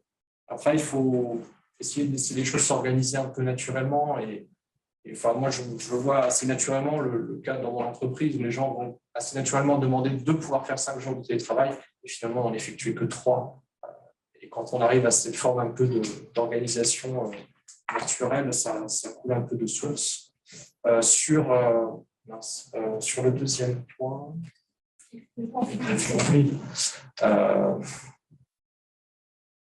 c'est pareil, c'est la même chose. il n'y a pas de raison qu'il y ait davantage de conflits entre deux contributeurs individuels. Après, le conflit contributeur-manager, en général, il va être souvent lié à une cause extérieure, donc soit des injonctions contradictoires, comme je le disais, entre les souhaits de la hiérarchie et les souhaits du contributeur individuel. Et ça ne devrait pas exister différemment de précédemment. La solution va être peut-être différente. Après, avoir davantage recours à la médiation, est-ce que ce n'est pas finalement un bien? Donc, est-ce qu'on a davantage de conflits ou est-ce que finalement ils sont mieux exprimés et donc il y a plus de médiation et qui vont être mieux réglés pour le coup, alors que malheureusement, il y a quand même beaucoup de hiérarchies qui vont fuir le conflit quand il existe, même quand il est identifié, et la situation va pourrir jusqu'à un point de non-retour où à la fois le pire des cas, on va se retrouver avec un salarié en souffrance au travail, et dans le meilleur des cas, on va le changer de manager. Et donc finalement, la médiation, c'est un bien pour un. Merci, monsieur. Jérôme? Oui, alors, sur la question individuelle versus collectif, c'est que nous, quand on négocie pas hors sol, en fait. Et on est où aujourd'hui? On a individualisé les rémunérations, on a individualisé les objectifs, on a individualisé les problèmes. Ce n'est pas l'organisation qui a un problème, c'est toi, on va te mettre un coach. On a tout individualisé dans la relation de travail. Et le problème, c'est que j'ai toujours tendance à dire que le travail à distance est un miroir grossissant. Ce qu'on ne voyait pas forcément toujours quand tout le monde était présent, etc., ça a énormément explosé avec le télétravail. Et aujourd'hui, les entreprises, et ce n'est pas nous qui le disons, c'est que les directions nous le disent dans les négociations, c'est comment on réinjecte du collectif dans tout ça. Qu'est-ce qu'on fait collectif? Et quand vous arrivez sur le terrain, quand les directions arrivent sur le collectif en disant le télétravail doit être mis en place dans le service par un discours collectif, le service dit pourquoi? Donc pourquoi je devrais pourquoi mon collègue m'empêcherait de faire mon télétravail? Parce que ça, c'est une deuxième chose, c'est que le télétravail est devenu un droit. Essayez de mettre une réunion à quelqu'un un jour où il a télétravail. Et il vous sort la croix et l'ail, hein. Ça devient complètement dingue. C'est impossible. C'est qu'aujourd'hui, et derrière ce télétravail, c'est pas que le télétravail, c'est que les considérations personnelles, les obligations personnelles prennent autant de poids que les obligations professionnelles. Et le manager, il doit gérer ça aujourd'hui. Il doit gérer cette problématique de comment je fais revenir les gens, etc. Il y a une problématique, on n'en a pas parlé aujourd'hui, c'est la semaine de 4 jours, qui est en train de se développer et qui pose exactement les mêmes problèmes. Ça repose évidemment toujours sur le manager de proximité qui doit justement, lui, se payer des injonctions d'en haut où on lui parle de collectif et gérer des individualités en bas. Parce que les managers de proximité ont énormément souffert pendant la crise. Pourquoi? Parce que qu'est-ce qu'ils ont dit? Ils ont dit, mais nous, l'autonomie qu'on nous demandait de donner à nos salariés, d'être super cool, de mettre moins de pression, etc. Mais nous, les gens au-dessus, ne nous la mettaient pas, ça. Ils ne nous donnaient pas cette latitude. Il y a quand même des objectifs. Hein. Jean-Patrick, c'est bien, tu es un manager sympa, il faut quand même délivrer. Là. Donc, ils nous ont dit, mais ouais, c'est super, moi, on aimerait bien. Et donc, je pense que la notion de collectif, elle était déjà énormément effritée avant, est venue se coller cette situation de télétravail et d'autonomie, etc. Et c'est évidemment très compliqué là-dessus. Et l'idée même de faire collectif, et je reprends ce que disait Mathieu, ça sera le truc de fin, parce que c'est quelque chose que j'ai vécu il y a quelques semaines de ça. Vous n'êtes pas sans savoir qu'il y a des tensions en ce moment sur les salaires avec les organisations syndicales, pas seulement dans les stations-service. Et il y a une salariée dans une boîte où il y avait le flex office qui avait dit exactement ce truc-là, qui avait dit « Et si pour les emmerder comme mouvement de grève, on venait tous le même jour au boulot ?» Vous voyez, vous vous dites qu'aujourd'hui, faire un mouvement qui pourrait empêcher la direction, c'est que tout le monde vienne au travail. Vous prenez la DeLorean de Retour à le futur, on est 50 ans en arrière, vous dites ça aux gens, ils se tapent sur la cuisse. Voilà où on en est aujourd'hui. Et c'est ça qui est compliqué, c'est qu'il va falloir, avec tous ces trucs-là, il va falloir remettre du collectif. Et nous, on en a besoin de ça. Mais nous, ça fait des années, organisations syndicales, qu'on dit qu'il faut du collectif, etc. On était regardés comme des doux rêveurs, comme des passéistes même des fois. Hein. Des passéistes, des gens qui vantaient l'ancien modèle, etc. Avec la télé en noir et blanc et Michel Drucker. Voilà, et c'est plus le cas aujourd'hui. Et aujourd'hui, on n'est plus regardé de la même façon, c'est de se dire, ah ouais, mais purée, il va falloir quand même délivrer le projet, il va falloir quand même motiver les gens pour qu'ils reviennent, etc. Et aujourd'hui, les directions disent, comment faire venir les gens au boulot? Comment faire venir les gens au boulot? Il y a des boîtes qui commencent déjà à se poser la question. On disait, la crise sanitaire, elle n'a pas 10 ans. Hein. On n'a pas 10 ans derrière nous de retour. Ça vient d'arriver là. Et les gens qui ont déjà signé des accords de télétravail le regrettent, certaines boîtes. Jérôme, Anne ? Oui, je voulais rebondir sur ce que dit Jérôme, puisque en fait, je vous le disais, nous, notre premier accord de télétravail, c'était 2016. Et en fait, cet accord, il commençait à être renégocié en 2019, donc juste fin 2019, juste avant le confinement. Et on était exactement dans cette situation avec des managers, pour certains, qui éprouvaient des difficultés face à cet accord de télétravail, qui était finalement devenu plutôt effectivement un droit aux salariés à être en télétravail tel jour. Et donc, le jour où on colle une réunion d'équipe, et ben non, je peux pas, c'est pas j'ai piscine, mais j'ai télétravail, etc. Donc, pour certains managers, vraiment une difficulté à faire vivre le collectif dans ce cadre-là. Et donc, l'accord de télétravail qui était en train d'être renégocié fin 2019 et donc début 2020 avant le confinement prévoyait plutôt en fait un cadre plus strict et de redonner en fait aux managers la possibilité, une meilleure possibilité de faire vivre le collectif. Bon, évidemment, le confinement est arrivé, les règles ont changé, etc.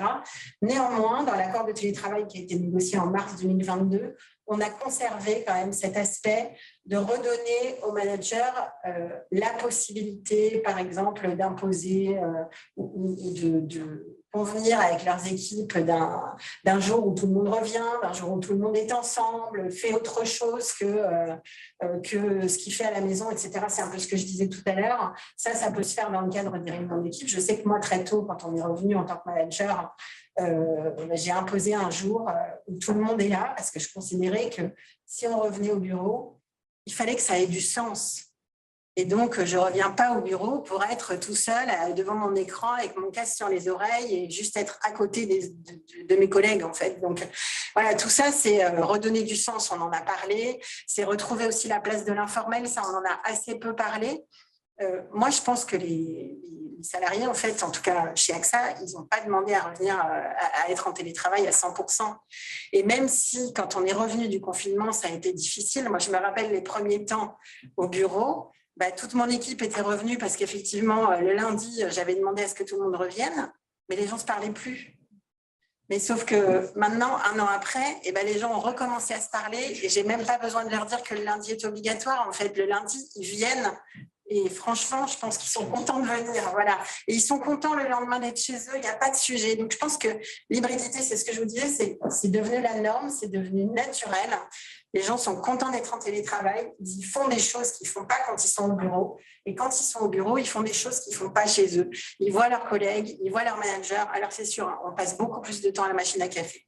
Mais n'empêche qu'à la machine à café, tout le monde se ressource en énergie, recharge les batteries et en fait repart chez lui avec quelque chose qui s'était effiloché au fil de la semaine d'avant. Voilà. Et puis je voulais aussi, excusez-moi, je prends peut-être beaucoup de temps, mais revenir sur la notion de flex office et peut-être apporter une vision un peu plus positive que ce qu'ont pu faire Mathieu ou Jérôme. Donc Jérôme a parlé de flex office. Chez AXA, on parle de smart working. Bon, donc ça peut faire sourire. N'empêche que smart working, c'est pas que je mets les gens en télétravail et je réduis le nombre de bureaux. C'est aussi quel cadre de travail je donne aux collaborateurs pour qu'ils prennent plaisir aussi à venir, au-delà de voir leurs collègues et aller à la machine à café. C'est offrir un cadre agréable, un cadre propice à la collaboration, au partage, à la créativité. Et donc, effectivement, il y a moins de bureaux par personne. Il y a moins de places personnelles par personne. Mais il y a aussi plus de places de salles de réunion, de places de salles un peu bizarres, de partage, d'hybridité, etc. Et au final, franchement, moi, je trouve que ça marche super bien. Voilà. Et il y a aussi beaucoup d'échanges entre équipes, c'est-à-dire que moi, je suis sur un plateau que je partage avec d'autres directions. Et quand on a dit, OK, maintenant, on est en smart working, comment on s'organise? On a commencé par réfléchir entre managers pour savoir quelles équipes préféraient venir tel jour, quelles équipes préféraient venir tel jour. Et finalement, chaque grande direction a un jour, on va dire, imposé, concerté en règle d'équipe. Et puis les autres jours, les gens viennent quand ils veulent. Alors effectivement, ils doivent en théorie réserver leur place, donc ça met un peu de temps à se faire, on va dire. Mais en tout cas, voilà, les gens viennent sans difficulté, ils prennent plaisir et franchement, nos locaux en smart working, ils sont plutôt sympas. Donc ça contribue à faire venir les collaborateurs au bureau. Voilà. Et puis par ailleurs, je vais m'arrêter là, effectivement, l'entreprise a mis aussi des choses en place pour que les collaborateurs aient une situation de travail chez eux plus favorable avec le financement d'un écran, d'un fauteuil ergonomique, etc. Donc après, ça gommera jamais les inégalités sociales avec des gens qui sont en télétravail dans un studio partagé avec leur conjoint qui est également en télétravail. Et là, la situation est parfois insoutenable. Mais en tout cas, ça leur permet d'avoir quand même de meilleures conditions. Merci Anne. Pauline ? Moi, juste pour rajouter un mot sur ce qui a été dit, tous les questionnements sur le télétravail, les gens qui demandent 5 jours, etc., pour moi, c'est juste l'illustration d'un questionnement sur leur activité. Et on l'a dit plusieurs fois, en fait, ceux qui veulent être en télétravail 5 jours, c'est qu'il y a un problème au travail. Et donc, ça explique aussi des médiations plus fortes. Si je veux ne jamais être là, si je veux être bien être là et que je suis contente de venir, en fait, ça montre aussi qu'il y a un management de continuité qui est performant. Pour moi, une négociation des demandes individuelles, c'est juste une illustration d'un problème plus global sur l'organisation du travail et sur ce que fait l'entreprise et sur ce que fait le manager de proximité. Donc, on est sur un sujet, et ça a déjà été dit, hein, on illustre juste un problème qui était déjà sous-jacent et qui a été en fait, on a eu un système de loupe, on a un problème et puis le fait que le télétravail est possible, en fait, moi ça se passe pas bien, moi je reste chez moi, je suis tranquille, je fais une machine, enfin bref. Et puis comme ça, je résous le problème de mon activité qui ne se passe pas. Et on l'a vu aussi, on a pas mal de personnes qui ont réfléchi à créer une entreprise, etc., où il y a toute cette question sur, en fait, je vais faire autre chose parce que j'ai le temps aussi de faire autre chose, je suis en télétravail. Donc pour moi, ça a vraiment été un effet loupe et qui continue, ce travail hybride continue à être un effet loupe parce qu'il pose des questions aux entreprises. Merci Pauline. Et Maël, Oui, alors ce sera vraiment le mot de la fin. On a des demandes, des prises de parole, mais malheureusement, on va devoir... Non, mais j'aime bien, du coup, c'est bien parce qu'on est revenu sur le révélateur que j'avais dit en introduction. Je crois vraiment qu'aujourd'hui, le travail, il a profondément changé et qu'aujourd'hui, avant, c'était un peu la minorité, les gens qui avaient des professions intellectuelles. Aujourd'hui, quasiment tous les gens qui travaillent dans des bureaux ont des professions intellectuelles. Et le travail qu'on a aujourd'hui, les règles qu'on a, c'est pas pour des professions intellectuelles. Quand on regarde le code du travail, il y a beaucoup de règles pour organiser le travail physique. Mais pour prendre soin de la santé mentale des gens, il n'y a pas beaucoup de solutions dans le code du travail. Et c'est là où le dialogue social est important, où il faut être créatif parce que les outils, ils sont pas là sur la table, ils sont inexistants. Quand on veut faire reconnaître un burn-out, c'est pas facile. Ça peut se faire reconnaître, mais c'est pas facile. C'est pas considéré comme une maladie professionnelle. C'est hors tableau. Pour autant, quand on fait une crise cardiaque au bureau pendant le temps de travail, c'est un accident de travail. Donc c'est là où il faut revoir un petit peu les choses, les remettre en considération et être beaucoup plus créatif à tous les niveaux. Merci. Je pense que c'est une belle conclusion. En tout cas, je ne sais pas si elle est belle, mais en tout cas, elle n'est peut-être pas forcément aussi optimiste qu'on pourrait espérer, en tout cas sur des sujets qui sont importants. En tout cas, vraiment merci. Félicitations à RDS aussi de vous avoir tous choisis parce qu'on a vraiment une très forte hétérogénéité des points de vue. Encore une fois, comme on l'a dit, pas forcément contradictoires, juste des points de vue différents, avec des regards qui viennent aussi de vos expériences et de vos expertises respectives. Donc, merci, je pense qu'on a été assez complet. Désolé à ceux qui ont levé la main à distance, mais c'était un peu compliqué compte tenu du timing. On aurait pu se rajouter encore une demi-heure, mais je crois que le timing est ce qu'il est. Donc, il faut qu'effectivement, on respecte le temps qui nous est imparti. Donc, encore une fois, merci beaucoup. Et je laisse la parole à Maud, la conclusion et puis perspective. Merci. Déjà, on pense qu'on peut les applaudir. Oui. Merci. Le mot de la fin, c'est pas le mot de la fin, c'est le mot du début de la semaine, donc on continue les jours suivants. Mais un mot que je retiendrai, c'est le mot inventif. Inventif dans les usages numériques, inventif peut-être aussi dans la négo des accords. Tiens, Jérôme, avec les négociations sur des accords pour revenir sur le lieu de travail. Et puis peut-être inventif aussi dans le code du travail. Que, je veux dire, le travail est plutôt formalisé pour ceux qui sont sur les professions peut-être moins matérielles, mais pas intellectuelles dans les bureaux. Voilà. Merci. Puis merci aussi à à Aurélien Colson pour l'accueil et les contrats des locaux. Nous sommes obligés de partir. Merci à tous. Bonne soirée. Merci.